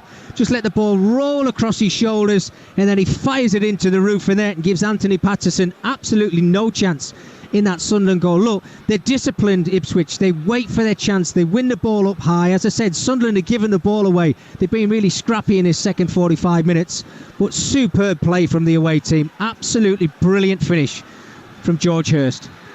8 minutes into this second half, and Ipswich Town in complete control of this game at the Stadium of Light. 42nd Championship appearance today for George Hurst. First time he's found the back of the net, and what an emphatic way to do it was. Oh, Chaplin. Chaplin's tried to chip Patterson from halfway. Oh, he's hit the crossbar. Now it comes down to Hurst again, who goes down in the box, and the driven response, this time from Broadhead, is blocked, and then Patterson saves it at the edge of the 6-yard box. Absolutely extraordinary. Chaplin's chip from near halfway, cannons back off the crossbar, and then Patterson, having been beaten by Chaplin's shot, managed to save the day with the help of the defender. Well, it's nearly absolutely... You know, you're talking about goal of the season if it finds the way into the back of the net from Chaplin. Well, it's Clark to Neil at the edge of the penalty area. What a wonderful challenge from Morsey to deny him as he was about to pull the trigger that time. Dan Neil, terrific challenge from the Ipswich Town captain. And there's a foul that time from Hurst on Ballard on the far side. This game has exploded into life. 9.5 minutes gone in the second half, and Ipswich lead 2-0. Well, we go back to that opportunity, Adam. I mean, it's superb, isn't it, from Connor Chaplin to have the instinct as that ball drops to you from 45, 50 yards out, to see that Anthony Patterson's off his line just to try and lob the ball over the top. And he's so unfortunate that the ball ricochets off the crossbar. But it's all down to Sunderland showing nerves now, and maybe a lack of experience. They're giving the ball away. They don't know what to do. And we talked about this last season. Well, Hume into Emir, and in the end, I think it got a touch. The offside flag was up anyway, so it would be a free kick. I think it may have been a little touch back to the goalkeeper that time, but Danasian, but it's offside anyway, so it'll be a free kick. Yeah, I mean, look, you're looking at your forward player there, aren't you? You're looking at Emir trying to get in between two centre-halves. It's a decent enough ball into the area. But again, I'm seeing Sunderland when they're in that final third. Seeing a yellow card here as we carry on. Goalkeeper trying to waste a little bit of time there. Hladky in the Ipswich goal, but they can do what they want. They're 2-0 up. They can afford to pick up a couple of yellow cards just to slow the game down, take the flow out of it. 10 minutes into the second half, and the keeper is already yellow carded for time wasting. Welcome to the new world of the EFL. Yeah, absolutely. Arsenal have won the Community Shield. They've beaten Manchester City in a penalty shootout at Wembley Stadium. I know Arsenal fans, it's a trophy. I mean, what more could you want? Yeah, absolutely. That's the way to start the season. I think everybody talks about the Community Shield at times, are saying it's not a major trophy, but you just look at who they're playing against, the treble winners. That's a massive win for them. Well, it's going to be an interesting season for Manchester City, of course. They've got the Super Cup and stuff coming up, and the World Club Championship as well. But more about Ipswich Town right now. Lovely ball across towards Hurst in the edge of the penalty area. Davis cuts it back. Broadhead at the edge of the penalty area, and a right-footed shot, and Patterson makes the save away to his left-hand side. And when they want to counter now, Ipswich Town are doing it with purpose, and they're cutting Sunderland open. There's so many opportunities, so many spaces for the Ipswich players now to break forward. You can see Sunderland, they're going to have to take risks. You're going to try and get yourself back into the game. You've got to show a lot better quality than what they have done in this second 45 minutes. Yes, they've had a lot of possession. They've got themselves into good areas. They've had half chances. But as we said in the first half, Adam, Ipswich have had the better chances. This is why they've doubled the lead in the second 45 minutes with a super finish from George Hurst. Mickey, do you think back to the start of this game and those nervous Ipswich Town players, and you look at them now, the confidence is absolutely flowing through their veins here, as Bellingham tries to work his way through, but he's not going to get that time beyond the challenge that was coming from Morsey, and Bellingham with a shove, and he's going to get booked for that as well. Yeah. Oh, no, it's going to be... Oh no, the yellow card's actually being shown to Kieran McKenna, who I think was fairly furious about the fact that his goalkeeper got booked, but McKenna has got his first yellow card of the championship season as well. Well, we're seeing everything, aren't we? I think, referees are obviously playing it by the book. As I said, they're going to put their hand in the pocket and pick that yellow card out whenever they see an opportunity to do so. Kieran McKenna just a little bit frustrated, and as I'm speaking, Adam, and this was on the cards. Sunderland are making a couple of changes. I can see Pritchard down there. Certainly one of the players. I think the other one might be Abdullah Bar, I think it is, who's coming onto the field. It is. Louis Amir is departed. Abdullah Bar has come on, and Joe Bellingham is going to be replaced by Alex Pritchard. Yeah, changes. You can see Bellingham was maybe running out a little bit of steam. Look, he's still a young man. We give him all the plaudits in that first 45 minutes. He was absolutely outstanding, but the game's maybe caught up with him a little bit now. A little bit of an experience. So you bring on Pritchard, who certainly knows this division. He's a wonderful player. He's clever with the ball at his feet, but they need to come up with answers, Sunderland. If they're going to get anything out of this game, they've got to try and claw their way back into it. So we expect Jack Clark probably to go up top now, Mickey, would you? Well, Pritchard will probably go in behind, yes, and you can see Jack Clark has now gone into a more advanced position and Bar's in that holding midfield role. So, yeah, it's a little bit of a change in system. But it's Ipswich. They've got to get the ball off them at the moment. They've been outstanding the last 5-10 minutes. Yeah, good combination there with Morsey and Chaplin just trying to find their way through again to Hurst. But here's Bar's first chance to shine down this left-hand touchline. Infield he goes to Ekwa. Bar, of course, another of the youngsters, 20 years of age, the Frenchman. But, he played a lot last season, 27 appearances in the Championship. Only goal, though, came against Norwich, but he's going to play wide on the left-hand side here for Sunderland in these changes from Tony Mowbray. 14 minutes gone in the second half on Talksport 2, your home of the EFL, where it's Sunderland 0, Ipswich Town 2. Here's Bar, cutting infield, just on his right foot, just teases and tries to get the better of Donatian. The pass just evades the outstretched boot of Chaplin and is picked up by Dan Neal. Edge of the centre circle, it's Ballard. Down the right-hand touchline again to Trey Hume.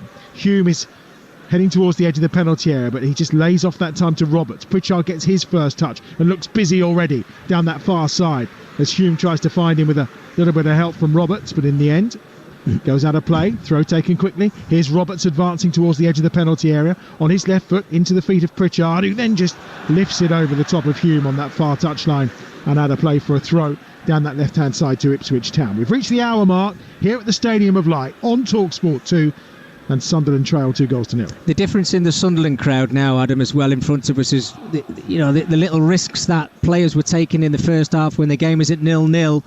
If it doesn't come off, you get away with that. They're making another mistake here. They are. Chaplin driving forward, does really well. Have a little layoff to Broadhead. Hurst inside the penalty area. Here's Burns down the right-hand side. Drills it across, takes a deflection. That's going to be a corner on the far side to Ipswich Town. He's had so much space, Wes Burns, in his second 45 minutes over on this right-hand side, whether it's Sirkin, who's trying to close him down, he's not getting there quick enough, or he wasn't getting the help from Jack Clark. But there's so many outlet balls for the away side now because they're playing some nice intricate football, they're playing and they're pressing higher up the field, they're winning the ball from the mistakes from the Sunderland players.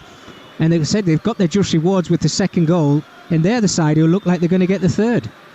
Davis is going to deliver the corner from the far side with his left foot for Ipswich Town. Over the top of everybody, really, and it has comfortably headed clear by Ballard. As the Seagulls are flying in, it's just the attacking the half-time chips that are still being consumed. There's a swarm of them arriving, a flock of seagulls, in fact, you would say. There's going to be another yellow card here, and it's Pritchard who's been fouled. And it's, I think, Morsey who's going into the book. Yeah, silly, cynical foul there. I think it was Morsey in that midfield area. Pritchard just came in and nicked the ball away from him, but somebody out there in a red and white shirt has got to give this side a bit of a spark, because in front of goal they've been really lacklustre. Some nice football up until they get to that final third. Well, if you don't score goals, you're never going to win football matches, and I think Tony Mowbray knows that's why he's trying to get Ross Stewart back as quick as he possibly can to start putting the ball in the back of the net for the Wearsiders. But Ipswich have been outstanding. That's good from Barr. Edge of the penalty area down that left-hand side. Lays the ball back across. Neil tries to get there first, but he's beaten to it on this occasion by Luongo. Luongo on the charge through the centre circle. Still going. Daniel is back at him, but in the end, Ekwa has to intervene to win it back for Sunderland, and he does well. Roberts now down that right-hand side, looking to take on Leif Davis. Goes wide, far touchline, then tries to cut across, but Davis does enough. He doesn't make a clear challenge, but he's just on his case, holds him out there, and then just blocks his pathway to the box. Well, Leif Davis is very clever. He knows that Roberts can go either left or right-hand side, so what he does, he just slows him up. He waits for the help from either his centre-half or a midfield player in front of him. Luongo track him back, and they make that 2v1 situation and make it hard to get past him. Great play by Clark, but he's just run into Burns, who does well defensively, and they're very well organised here at this moment in time. Ipswich Town. Ekwa with a great challenge to stop Chaplin, and that's what's needed from Sunderland if they're going to force their way back into this game. They trail by 2-0. 17 minutes gone in this second half. Barr just loses possession. That's going to ricochet inside the Ipswich Town penalty area. Wolfenden will clear only as far as halfway. Ballard is there. Ballard forward again to Ekwa, over halfway. The young Frenchman just tiptoeing forward in towards Clark. It looks like he was caught as he tried to win that ball, but the referee says play on. Luongo then finds Hurst, who gives possession away. Poor pass. Hume does brilliantly. Now Roberts on the charge towards the edge of the penalty area, running at the ball on his left foot. Lies it through to Pritchard, who would have been offside. He doesn't go for the ball. The assistant keeps his flag down, and in the end, Ludke can collect the ball for Ipswich Town. I just wonder where the awareness is in Patrick Roberts' head there. He's done absolutely brilliant working in from the right-hand side. He gets it onto his stronger left foot. Adam, 21, 22 yards out. Would you not, as a player, think, I'm going to take a strike on here? There's nobody closing me down. He's tried to play that reverse pass into Alex Pritchard, who knows he's in an offside position. It's the harder ball. Take the strike on. Here's Barr trying to take the ball under control, 5 or 6 yards outside the penalty area. Doesn't quite do it, but he does manage to keep possession for Sunderland by finding Dan Neal. Hume's looking for a quick 1-2 and has advanced, but instead Neal goes to the left-hand side. Sirkin's there trying to win it. Chaplin now is going to try and take on Ekwa on halfway, but Ekwa can safely see it back to 09. 09 over halfway, infield once more to Neal. 09 again looks for support on this left-hand side. Neal can play it wide to Sirkin. He's got Pritchard ahead of him. Looks for Pritchard. And in a clash of the blondes, it's Wolfenden who clears the ball out. And I think he's managed to absolutely flatten Burns there with his clearance. Smack in the face. And Burns goes down and may well need some treatment. Almost 20 minutes gone in this second half. Ipswich leading by 2-0. And remember, all of the EFL action, and what a weekend it's been, will be round up tomorrow night here on Talksport 2, 7 o'clock. EFL All Access, Hugh Woolsoncroft, Sam Parkin, and of course it'll be available as a podcast as well, so you can enjoy it in your own time whenever you feel like it. It looks like we're having an energy break down below as both teams gather, maybe for some final instructions from Tony Mowbray and Kieran McKenna as we enter the final 25 minutes of the game. Well, certainly Tony Mowbray, Adam. I mean, it's a rest period that Sunderland probably needed, because I think Tony needs to readdress a couple of situations that you can see happening on the field. I mean, Jack Clarke, whether it's fortunate or unfortunate for him, now finds himself as the most advanced player in the Sunderland starting 11. But he keeps coming deep. He wants to get involved in the game. He wants to get ball in the centre circle, get himself turned and start running at defenders rather than playing on shoulders and getting in behind. And this is the problem you've got. When you haven't got fit centre forwards, you're scratching your head, you're looking around at your squad, you're wondering, right, who can I actually put on who's going to make a difference in this game? Because when you find yourself 2-0 down, and Kieran McKenna, we talked about him, he's been really clever. Look how organised his side have been. They get themselves back into positions, they know their jobs, and they just wait for a mistake from Sunderland, and that's where their goals have come from. Well, you consider they took 44 points from their 23 away games last season. They were pretty darn good on the road. They didn't lose in their last 9 as well. So it's a perfectly good start to their championship campaign. Away from home at the Stadium of Light, one of the most difficult places to come in the division. And as things stand, with 23 and a half minutes remaining here, they're on the way to 3 points and a clean sheet as things stand. They lead 2-0. But Sunderland are on the attack. Roberts and Pritchard combining on that far touchline by the corner flag. Pritchard pulls it back across the penalty area, but Morsey feels like he's absolutely everywhere, time and time again in that midfield. And now he's found the ball to Luongo, and then Luongo to Chaplin, and Chaplin to Hurst, and Chaplin's continued his run. Hurst on the far side is blocked off by Ballard, and it'll be a throw to Ipswich on that far side. But they're getting so much space now, Ipswich. Connor Chaplin, he's got acres of space in the opposition's half. He's able to get on the half turn. He plays that ball out to George Hurst there, who really doesn't have anything in his brain where he needs to go. He's got his head up. He's having a look for players which are not there.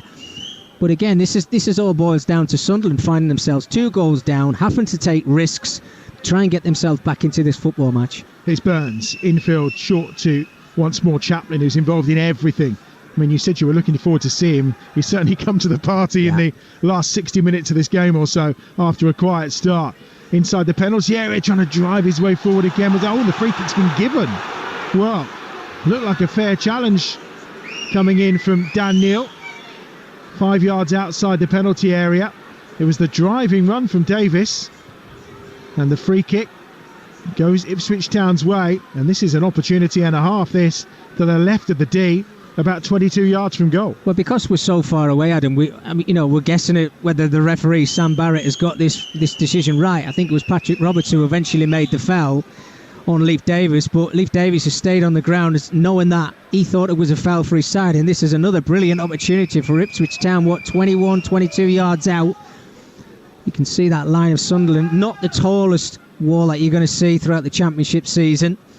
And again, when you're 2 goals up, full of confidence, you're going to take this strike on, and it's all down to Anthony Patterson if they do get this ball over the top of that wall. Well, Chaplin has walked away.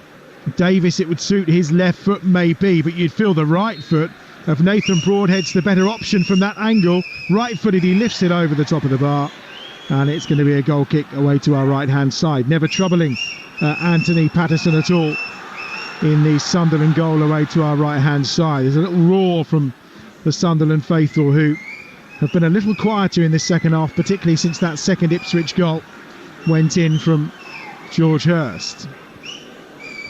Down this left-hand touchline, Sunderland, 09, under pressure from Hurst, who certainly does his best work in and around the penalty area. I think when you give him too much time to think, he can sometimes not really be clear in his actions. Yeah, you're completely right. He's a defender first and foremost. I think he's obviously been told as a centre-half today, look, well, he's now playing left-back, so he's playing all over the place, but you win the ball back and give it to somebody in front of you who's got better feet than you. But I just want to see a little bit of urgency from the home side. It's all Ipswich Town now. I talk about confidence, and it is a big thing in football. Well, they're certainly showing it right now. They've got themselves in such a commanding position. They don't need to take any chances. They're playing away from home. Probably didn't really expect to get a lot from Sunderland today at the Stadium of Light. Would have been happy going away with a point, but 3 would be huge. Lovely chip ball through. Clarke is going to chase it, but again Wolfenden's there to just shepherd it out of play very well, and it'll be a goal kick away to our left-hand side for Ipswich Town. 20 minutes remaining here, and it's all gone a bit quiet. I mean, as I say, there's a little bit of a a roar coming. But again, it's one of those stadiums that when it's on fire, it's incredibly loud. However, when things aren't quite going, it gets very quiet and eerie. Well, didn't we talk? We talked a bit before the game. Oh, just a little silly foul here. Yeah, we talked it before the game, Adam, didn't we, about using them as your 12th man, but giving themselves something to cheer behind. Well, they haven't really had that. A lot of possession, of course, yeah, but when we look and maybe delve into this game a little bit more, and you look at the 1v1 chances, there's no question Ipswich have had the better opportunities. And they have the advantage. They lead by 2-0 here on Talksport 2. A reminder, just getting underway over on Talksport. If you are listening via the app and you want to swipe across and have your say in any of the action from the weekend's football, Jermaine Pennant and Jamie O'Hara taking your calls on Talksport. They're underway right about now, 6:30, over on Talksport at the conclusion of that Community Shield game, which Arsenal have won, by the way, on penalties against Manchester City. Ekwa just plays the ball in, but behind Dan Neil, and a chance to counter again down that left-hand side, and the chase is on, and that's going to be a yellow card, I think, for is that red? Trey Hume, who's already been booked, so it's a red card for Trey Hume. 2 yellows. The challenge on Leif Davis as he broke away. He's been penalised. It was always going to be a yellow card, and it's his second of the game, and Sunderland now will play the last 18 and a half minutes with 10 men. Well, how silly can you be?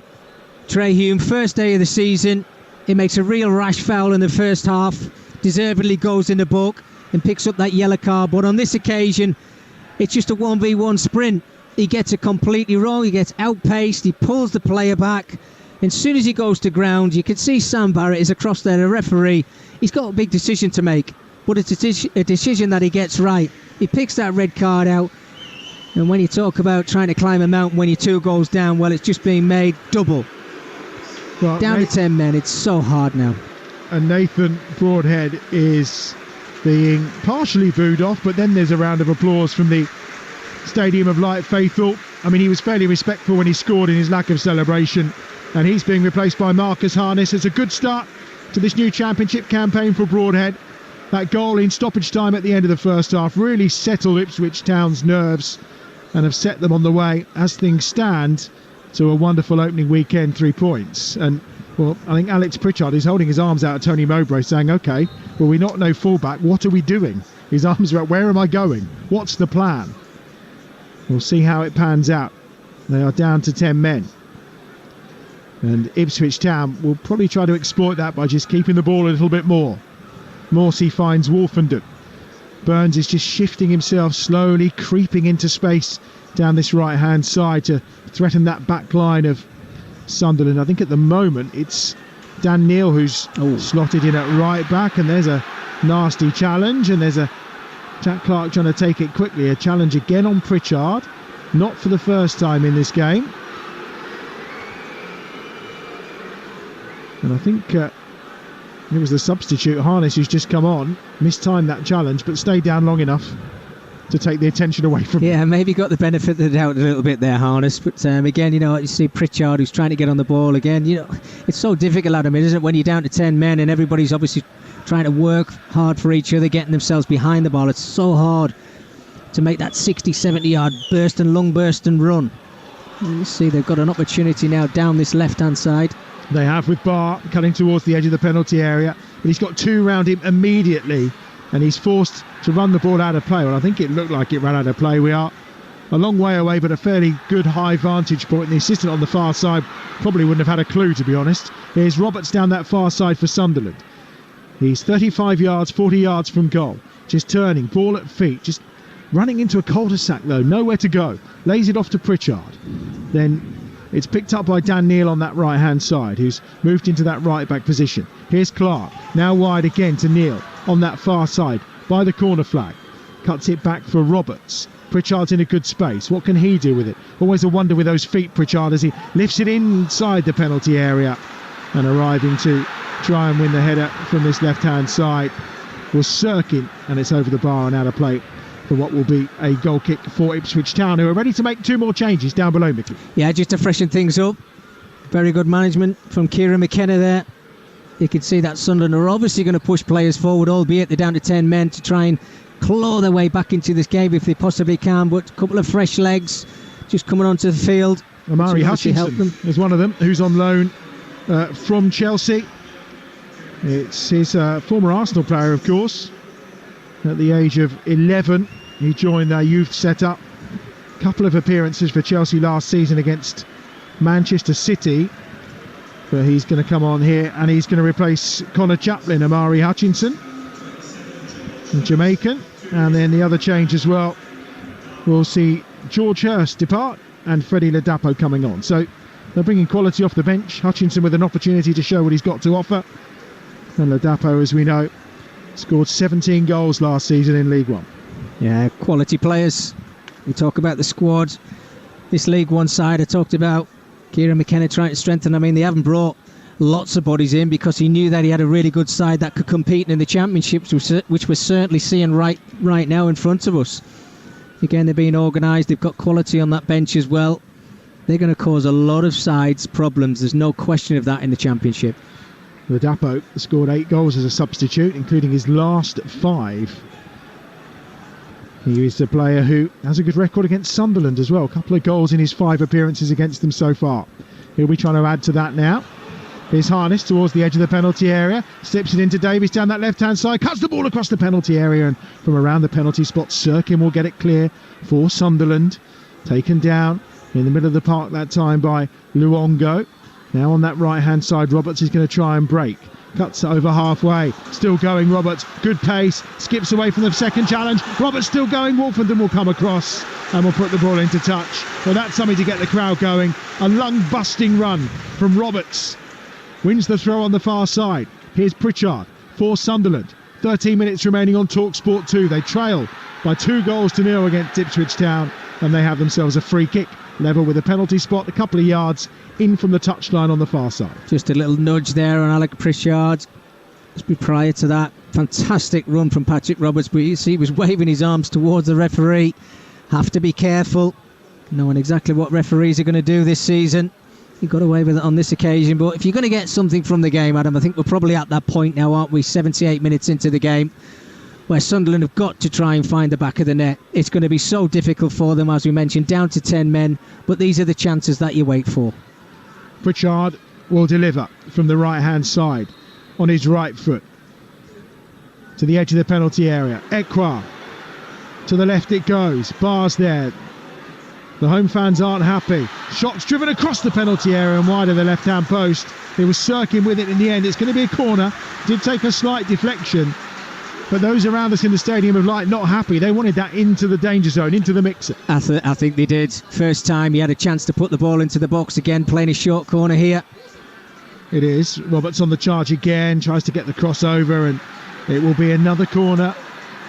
Reluctant to go towards the 6-yard box. Referee's just halting here for a moment because there's a bit of battling going on inside that penalty area. So the attempt to take a very quick corner on the far side by Roberts and Pritchard is not happening because there's going to be a conversation instead between Ladapo and Ballard and our referee Sam Barrett. 11.5 minutes remaining on Talksport 2, your home of the EFL. Our third live championship game of the day across the Talksport network. A win for Leicester over Coventry, a draw between Leeds and Cardiff. And here, as things stand, the League One side from last season, Ipswich, are taking all 3 points as they lead by 2-0. But what can Tony Mowbray's Sunderland do about it? His young guns, the young Black Cats who did so well last season to get themselves into the playoffs, into that playoff semi-final. Here's Roberts, left-footed, swinging that towards the edge of the 6-yard box. Appeals for a penalty. But in the end, I think it's one of the Ipswich players that down inside the box, and the referee is just going to stop play, and immediately they're going to get some attention on because he's prone and flat out, it would appear. And there's the waving of a yellow card as well from the referee, I think, for dissent. Well, they really aren't standing for anything so far this campaign. And I think it may be Donatian, the player that's down. Well, it's just frustration now, isn't it? I think it's Dan Ballard who picked up a yellow card. He thought there was a foul on him from Donatian. But it's just a defender against a defender. and the away defender getting the better of the Sunderland defender, Dan Ballard, because you're in a position where the ball, it was actually a decent ball into the box, but that determination, that desire to clear your lines, come what may, whether I take an elbow to the face or somebody jumps on my back, I'm going to win that ball. You are not going to make an opportunity for your side. And that's basically the story of the game for me, because Ipswich have stood strong at the back whenever they've had problems. Sunderland have not really been able to break them down. Yes, there's a little bit of frustration. You can sense it now in the stadium. They're frustrated because I said over 40,000 here today, Adam. They come with expectations of starting the season off with a big win against a side that have just been promoted from League One. It doesn't work that way. You've got to go out, you've got to earn your win. And Ipswich Town have certainly went out today and they've earned these 3 points. Treatment continues down below. Let's hope it's nothing too serious. 9 minutes plus added time remaining here at the Stadium of Light. A reminder, tomorrow morning on the Talksport Breakfast Show, we've got a great choice of listening for you first thing. From 6 o'clock, Natalie Sawyer is joined by Andy Townsend. All the latest sports news. The Plymouth boss Stephen Schumacher is going to be on the show following their opening day victory over Huddersfield. Plus, of course, they'll be reviewing all the rest of the EFL action and looking ahead to the big kick-off in the Premier League, which is on Friday night over on Talksport, one of our exclusive live commentaries next weekend. There are 4 in total we have for you, and it all starts with Burnley against Manchester City on Friday evening. At the same time, of course, about 8:30 tomorrow morning, England against Nigeria in the last 16 of the Women's World Cup. That's an 8:30 kick-off. That game is live on Talksport 2. You can hear the boos, and the boos are because Donatian is up and about and is being helped off on this near side. He looks a little worse for wear. No action as things stand on the Ipswich Town bench down below us, so I'm going to assume he's okay to continue. But you would feel there may be the concussion protocols, and one of the physios just picking up something off the pitch as well, so whether anything's been thrown or not, I am not sure. But Bobby Madley, the 4th official for today's game, just checking that Donatian is okay, and we will await the referee allowing them to come on. But it's going to be a 30-second delay, isn't it, before he's allowed back onto the field of play under the new rules this season in play in the Championship. Here's Barr. Can they take advantage of it being 10 against 10 for the moment, Sunderland, after they had a red card for Hume? Here's Pritchard slipping that inside the box. It's been chased after that time by Dan Neal, but out of play for a goal kick to Ipswich Town away to our left-hand side. Donatian should be allowed back on the field of play, you would feel, any moment now, and he is by the referee Sam Barrett. Not too sure who's doing the timing on that. I'm going to guess it's probably Bobby Madley down below to make sure the 30 seconds has passed, and the boos as he re-enters the fray. But he's been quite impressive tonight. Yeah, no, absolutely. Yeah, we talked about the 1v1 situations. I thought he had a little bit of a nervy start in the first 10 minutes, but since then he certainly commanded that full-back area. Clark just tries to win it at the edge of the box onto Pritchard. Comes back to Clark. Driven shot deflected and blocked behind again by Wolfenden. And questions are being asked of this Ipswich Town defence, but they are standing tall. It's a corner to Sunderland. Well, Adam, I mean, I'm just about to take this corner now, but that's 11 shots Sunderland have had in Ipswich's 18-yard area, and they've had 1 shot on target. I think that tells its own story, that you've got a defence that just do not want to give up this clean sheet, throwing their bodies on the line. They've been outstanding. Pritchard, right-footed, swung towards the penalty spot. Ballard's there, half cleared by Luongo. Out as far as Roberts on that far touchline again. Now to Pritchard once more. He's got such clever feet. This time he goes back. Neal off the angle of the box, delivers a ball in, not the best. Headed clear that time by Burns. And now there's a chance to counter, and it's 2-on-1, and the break is on. Down that left-hand side, driving forward, Hutchinson towards the edge of the penalty area, in the box, tries the shot, takes a deflection. It's a great block from Ekwa and gathered by Patterson. And you kind of feel maybe that Hutchinson, on debut for Ipswich Town, should probably have passed that ball and it would have been 3-0 game. No, absolutely, yeah. I mean, you could see Ladapo had made the run with him after they initially won the ball in that centre circle. It was a 2v1 situation. You just got to work it better than that. And Hutchinson again, you'd see his eyes lit up. He wanted to take the strike on, but the simple pass was straight across the penalty area, and a simple little tap in it would have been for Ladapo. But again, you know, I've been so disappointed with Sunderland in this second half, and I think their set pieces and their balls into the area have just not been good enough this afternoon. The thoughts of the former Sunderland player, in fact Sunderland legend with over 350 appearances, Mickey Gray, on his Sunderland side this afternoon here against Ipswich Town at the Stadium of Light. There is still time, 5 minutes plus added time. Sirkin gets to the byline, cuts it back across. Oh, that's a very smart finish from the edge of the 6-yard area from Neil. And they're back in this game. We're in for a grandstand finish at the Stadium of Light. Sunderland pull one back with 5 minutes remaining. It's Sunderland 1, Ipswich Town 2. Well worked, absolutely brilliant from Dennis Sirkin over on this left-hand side. Just shrugged off the foul, used the bounce just to make that little half a yard. He just pulls it into an area towards the penalty spot. And Dan Neil, perfect time, and just had to slot that one. The pace was on the cross, just had to slot it into the bottom corner. It's a super finish. That gave Hladky absolutely no chance in that Ipswich Town goal. Look, it's a lifeline. Another goal, they get something out of this Sunderland when possibly they don't deserve to. Down to 10 men, they've just got to dig deep and try and find some energy from somewhere to get themselves back on level terms. Lyndon Gooch is on to replace Pierre Ekwa. 5th time in a row that Dan Neil has scored at the Stadium of Light. His last 5 goals all here in front of the home fans, and that was a very smart finish from a player who was actually playing right back since they went down to 10 men. But really good work from Dennis Sirkin. And that Ipswich Town defence that was so solid last season in League One has been breached by the 10 men of Sunderland. 3.5 minutes plus added time to play it, of which I've got a funny feeling there's going to be a fair bit, Mickey. Yeah, well, after the foul on Donatian, he stayed on the ground for quite a while, didn't he, before he actually came back onto the field. I don't agree with that rule, by the way, having to stay off the pitch for 30 seconds when the foul was against you. I think you should be able to come on as quick as you possibly can, but it is what it is. You're now going to sense a little bit of nervousness from the Ipswich, the away side, because of the time that's remaining in this game. As you talked about, the added time at the end of it as well. I said before, Sunderland have just made that change. Lyndon Gooch, lots of energy, and he's got to just try and just dig in and maybe find something for his side. Listen to the crowd now. Pritchard gets it back from Clark and then laid off to Sirkin. Now an opportunity here from that right hand side to push forward by Neil.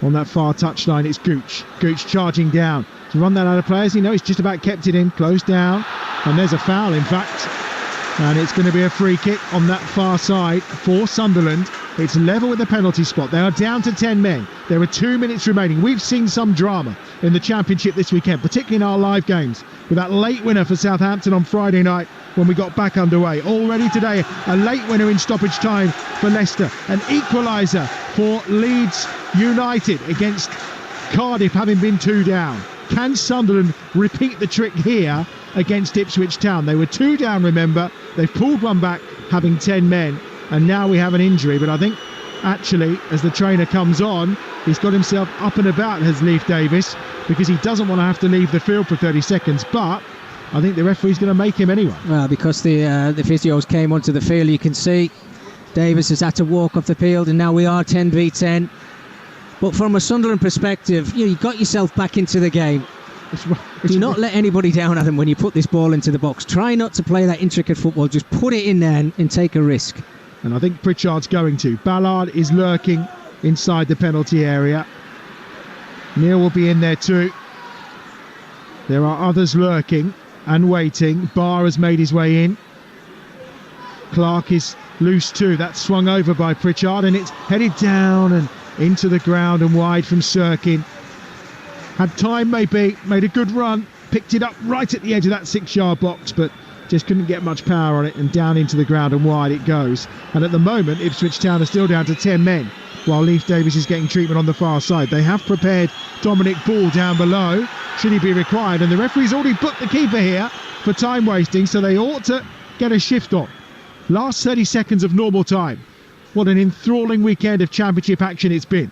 Sunderland 1, Ipswich Town 2. And we await with bated breath to find out from down below. Bobby Madley will tell us how long is going to be added on at the end of this game in about 10 seconds or so. You listen to that roar around the Stadium of Light, if it's something substantial, I suspect. Ladapo now down this right-hand side. Burns just chases after it, but it runs out of play. 13 added minutes at the end of this game have been added on by the referee. This is incredible. We talk about coming into a new era. But look, if players are now wasting time, whether it's through injury or the goalkeeper hanging on to the ball for as much as he possibly can, it's all been ticked off now. And that is a huge amount of time to get yourselves back on level terms. It is, even when you're down to 10 men. And Sunderland, listen to the atmosphere inside the Stadium of Light right now. What an enthralling finale we have for you. Towards the edge of the penalty area, away to our right-hand side, it's Patterson. Sunderland down to 10 men, 2-1 down. Back with Patterson again at the edge of his own penalty area. Kieran McKenna wanting to make a double substitution for Ipswich Town. We say it's a young Sunderland side, but they have experience in the Championship. The nerves have kicked back in for Ipswich Town, having been in control of this game, leading 2-0. Roberts on halfway. Gives it short to Neil again. He finds Ballard. Ballard wants more. O'Nien wants it. Looks on this left-hand side to find the feet of Pritchard. And it's Pritchard in the centre circle. Clips the ball over the top.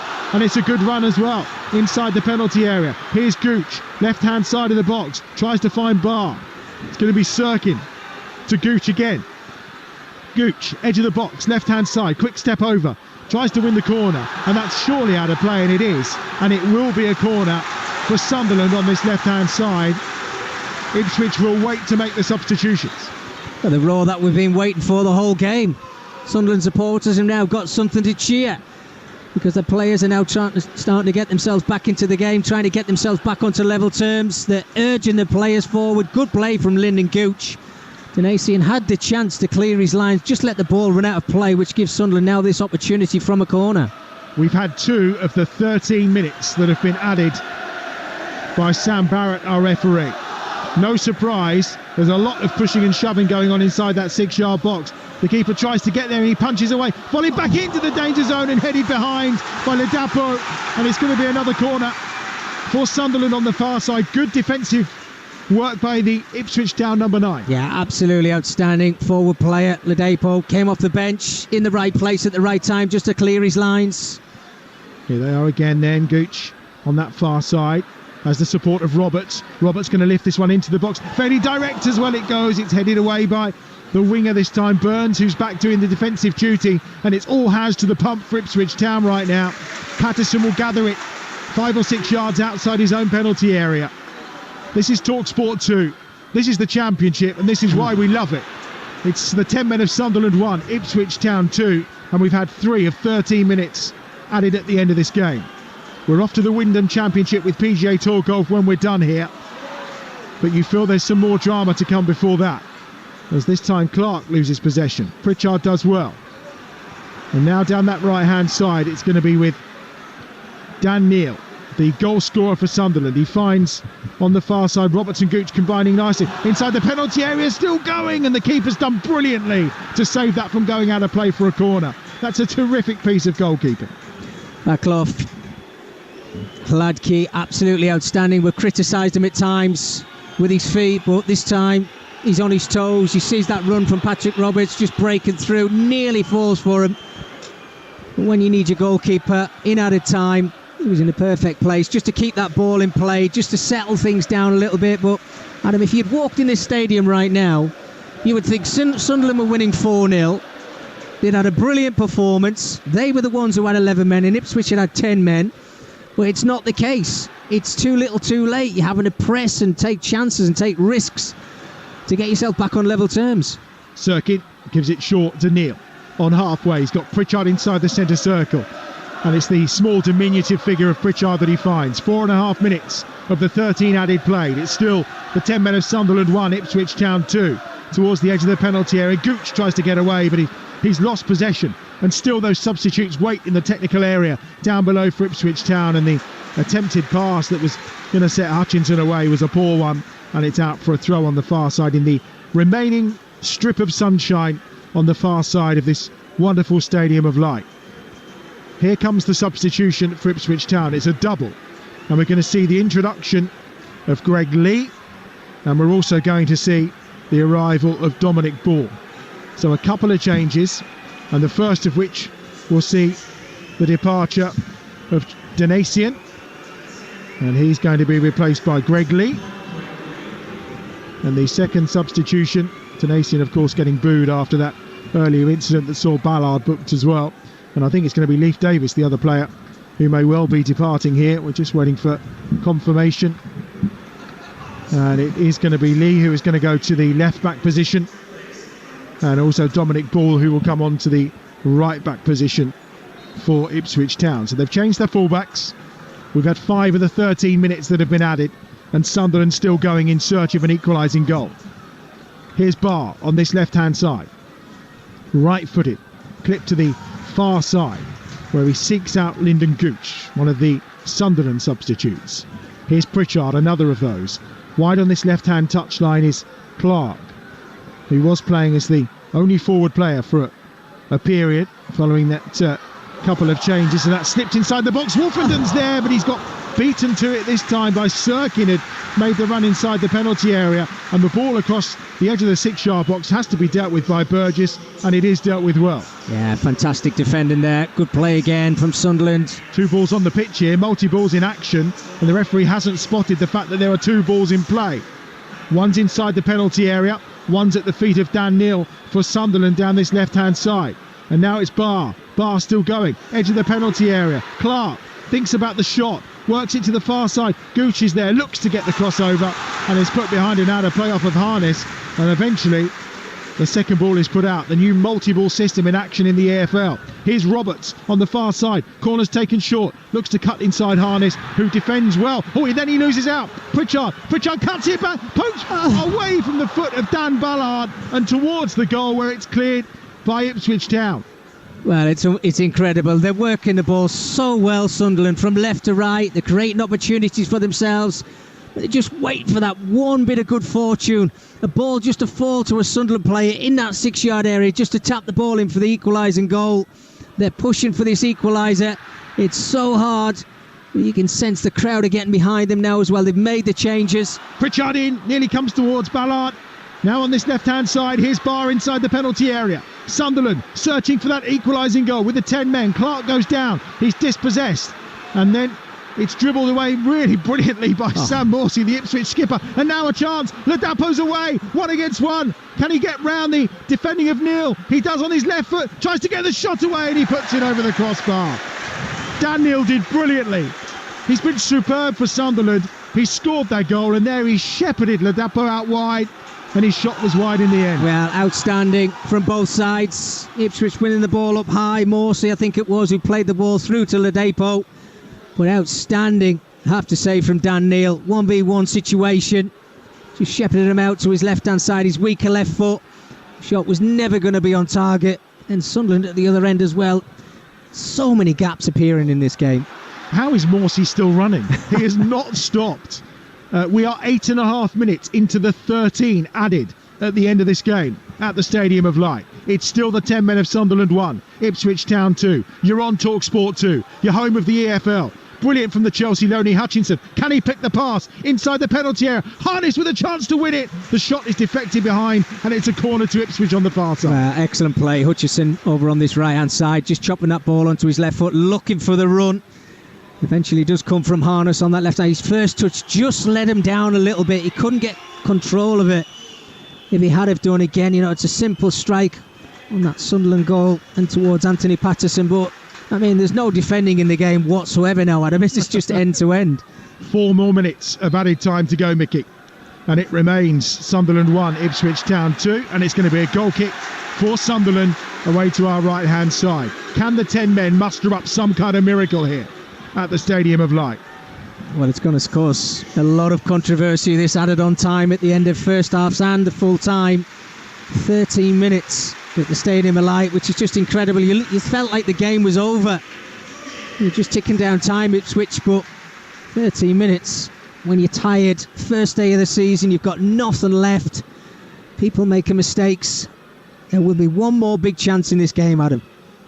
Niall Huggins is on down this left-hand side for Sunderland as they go in search of that equalising goal.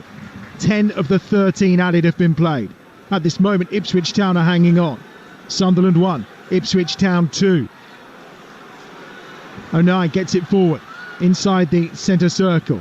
Ballard is now playing as an emergency centre forward here for Sunderland. Wow. O'Neill shifts it to the right-hand side. Gooch is there. Roberts makes a run ahead of him down that right-hand touchline. He's about 10 yards inside the Ipswich Town half. Attempted pass is blocked off, but then he does well to force his way forward. He gets the better of Greg Lee towards the corner flag. Gets the crossover. It's a brilliant cross to the back post, and Barr was there. It was hanging in the air for ages. He couldn't get on the end of it. Comes out there to Clark. Clark shimmies those pink boots down that left-hand touchline towards the byline. Fights superbly. Gets between two players. Finds Pritchard and loads it in towards Ballard, who was looking for the header at the edge of the 6-yard box. The centre half doing the job of a good old-fashioned number 9 right now for Sunderland inside that penalty area. 11 of the 13 have been played. Here's Barr. You're listening to Talksport 2, your home of the EFL, where it's the 10 men of Sunderland 1, Ipswich Town 2. 2 more minutes of added time to play. Roberts on that far side, cutting onto his left foot. Goes down, wants the free kick, not given. The Depot just gives it back to Morsey. Morsey forward to Hutchinson. He's tracked all the way by Huggins this time on this near touchline. The substitute who's just come on for Sunderland. Infield though from Hutchinson. Does well. Manages to pick out ball. And now down that left-hand touchline. Here's Greg Lee towards the edge of the penalty area for Ipswich Town. His ponytail's bouncing in the sunshine. Gives it short to Harness. Harness back again. Ipswich just trying to keep control of the ball in that far corner. And to see time out here, here's Lee. Goes down that far touchline again, but runs it out of play. And Sunderland will have the throw on the far side as we enter the final minute of time added on. Well, it's now or never, isn't it, Adam? Might as well take a risk, push players forward, give yourself that chance in the opposition's half. Talked about there being one big opportunity left in this game. Well, this is a chance for Sunderland to break forward. Huggins to the edge of the centre circle inside his own half for those red and white stripes who are all pushing forward. Ballard's the target man, as we know. O'Neill driving forward down that far touchline. Gooch is there too. Picked up by Dan Neal. And here's the keeper Patterson on halfway for Sunderland. Down the left-hand side he goes, searching out that equalising goal. It's Pritchard now. He's got Barr outside him. Pritchard, left-footed ball across towards Ballard. It's headed clear. The Depot takes it down. Now Harness. Can he drive forward for Ipswich Town? Dispossessed by the hard-working Ballard, who's done brilliantly. He's got injured in the process, you feel. Now Pritchard down this left-hand touchline. Just when they need Ballard in the middle, he's not there. He's on the floor. Maybe with a bit of cramp too. Great ball. To the far touchline. Oh, it's off the post. And it's Neal again. Dan Neal could have been the hero. Instead it's Roberts who picks out his spot. Great save by the keeper. Palmed away. Back in again by Neal. But behind and out of play for a goal kick. What an opportunity. He's hit the post. And then the follow-up from Roberts that's driven in is saved. And we've had 13 minutes of added time. Ipswich will have the goal kick. And maybe that was Sunderland's last chance. Well, what an incredible end to this game. Talked about there being that one opportunity before the full-time whistle was blown. Dan Neal on the volley. Great ball to the back stick. Lovely volley. Super save from the goalkeeper. Comes off the post. Stays in play. And then that chance from Patrick Roberts as well there. I think it was blindsided the goalkeeper there, Hladky. But he got down to his left-hand side and made that all-important save. We are in the 14th minute of added time here from the referee, Sam Barrett. So maybe there is one more chance for Sunderland. They trail 2-1. They have 10 men, but all the pressure is coming from them. It's going to be a throw for Ipswich Town, level with the edge of their own penalty area on this right-hand side. I joked earlier we might get out of here before midnight. Here's the throw down this near touchline. Any blow of the whistle and everyone looks as if to say, is that it? Maybe it's time, but maybe not just yet. Here's Patterson. Final chance maybe. We're into the 15th minute of added time. Launched forward by Patterson, but there is the final whistle at the end of a truly remarkable game. And it's Ipswich Town who mark their return to the Championship by taking all 3 points. But boy, did they have to work hard for it. A goal in stoppage time at the end of the first half from Nathan Broadhead. followed up by George Hurst early in the second period.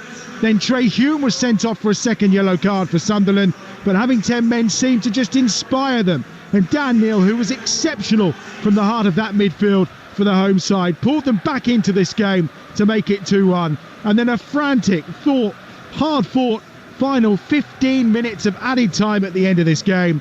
They knocked on the door, they hit the post, they forced the saves from Gladkey, but in the end Ipswich Town held out. They had opportunities themselves to wrap it up, but failed to take them. And what a hard-fought victory for Kieran McKenna's side. And Mickey Gray, what a breathless start to this championship season it's been. Absolutely outstanding from start to finish. Sunderland, the home side, certainly had the advantage in the first 45 minutes, but found themselves a goal down at half-time. And maybe Tony Mowbray scratching his head of why they're not so clinical in front of goal, because they did create chances, but the better opportunities in the game, there's no question, came from the away side, Ipswich Town. And I think Kieran McKenna will be absolutely thrilled to pieces. Back in the championship, disciplined, organised, took their chances when they came. They were clinical in front of goal with Nathan Broadhead, the ex-Sunderland player, with 1 goal and an assist for George Hurst in that second half with an outstanding finish. And then you were just wondering how Sunderland were going to get themselves back into the game, going down to 10 men after the sending off of Trey Hume. But they found a way. Dan Neil, a super little finish from him, a lovely assist from Sirkin. And they knocked on the door for that equalising goal with those 2 big chances at the end of the game. But you've got to start the second half a lot brighter if you want to get something from the game, Adam. But I have to say, from start to finish, look, we played over 100 minutes today. Outstanding performance from both sides. They're going to win football matches, Sunderland. There's no question about that. When the players who come back from injury and suspension, etc., they're going to be there or thereabouts. But so impressed with Ipswich. We talked about them finishing the top half of the table. Look, we're 1 game into the championship. But I think this side can certainly go places, no doubt about it. Well, we talked also about their nerves early on, and the nerves came back towards the end. But how much will they grow from the fact they've managed to see out what was an onslaught from Sunderland at the end? Yes, they had the man advantage, but the way they galvanised and defended, and the keeper did well towards the end, how much can they take from that? Absolute heaps. There's no question about that. Coming to the stadium alight, a full house, over 40,000 here, playing under pressure. You could see the nerves early on in the game, but I think the organisation, throwing their bodies on the line, which I was so impressed with. And again, that comes from the manager and every player on the same page, wanting to try and keep that clean sheet and win the first game of the season. Look, they're going to have times through this season, this campaign, where they're going to have their backs against the wall. They're going to find themselves under pressure with the sides that have maybe come down from the Premier League, sides that are maybe expected to finish in the top 6 of the table. But what I've seen from this Ipswich side, not just the 11 that started, but the players that came off the bench as well, they've all played their part, and they are coming off this pitch right now. They've given absolutely every ounce of energy they could have done today. Outstanding. The thoughts of Mickey Gray, the former Sunderland defender, alongside me, Adam Bridge, here at the Stadium of Light. A reminder, it's been a breathless weekend in the Championship, and that just summed it up. The last 100-odd minutes there. On Monday evening, you can tune in to Talksport 2's dedicated EFL review show. Hugh Woozencroft and the former Ipswich Town striker Sam Parkin will bring you an in-depth look at all the big stories in the Football League from the week gone by. EFL All Access from 7 p.m. tomorrow evening on Talksport 2. It's also going to be available for you as a podcast as well. Coming up next on Talksport 2, we bring you live PGA Tour Golf with the final round of the Wyndham Championship. So don't go anywhere, but it's been some evening here at the Stadium of Light. It's finished here. Sunderland 1, Ipswich Town 2. From me and Mickey Gray, a very good evening.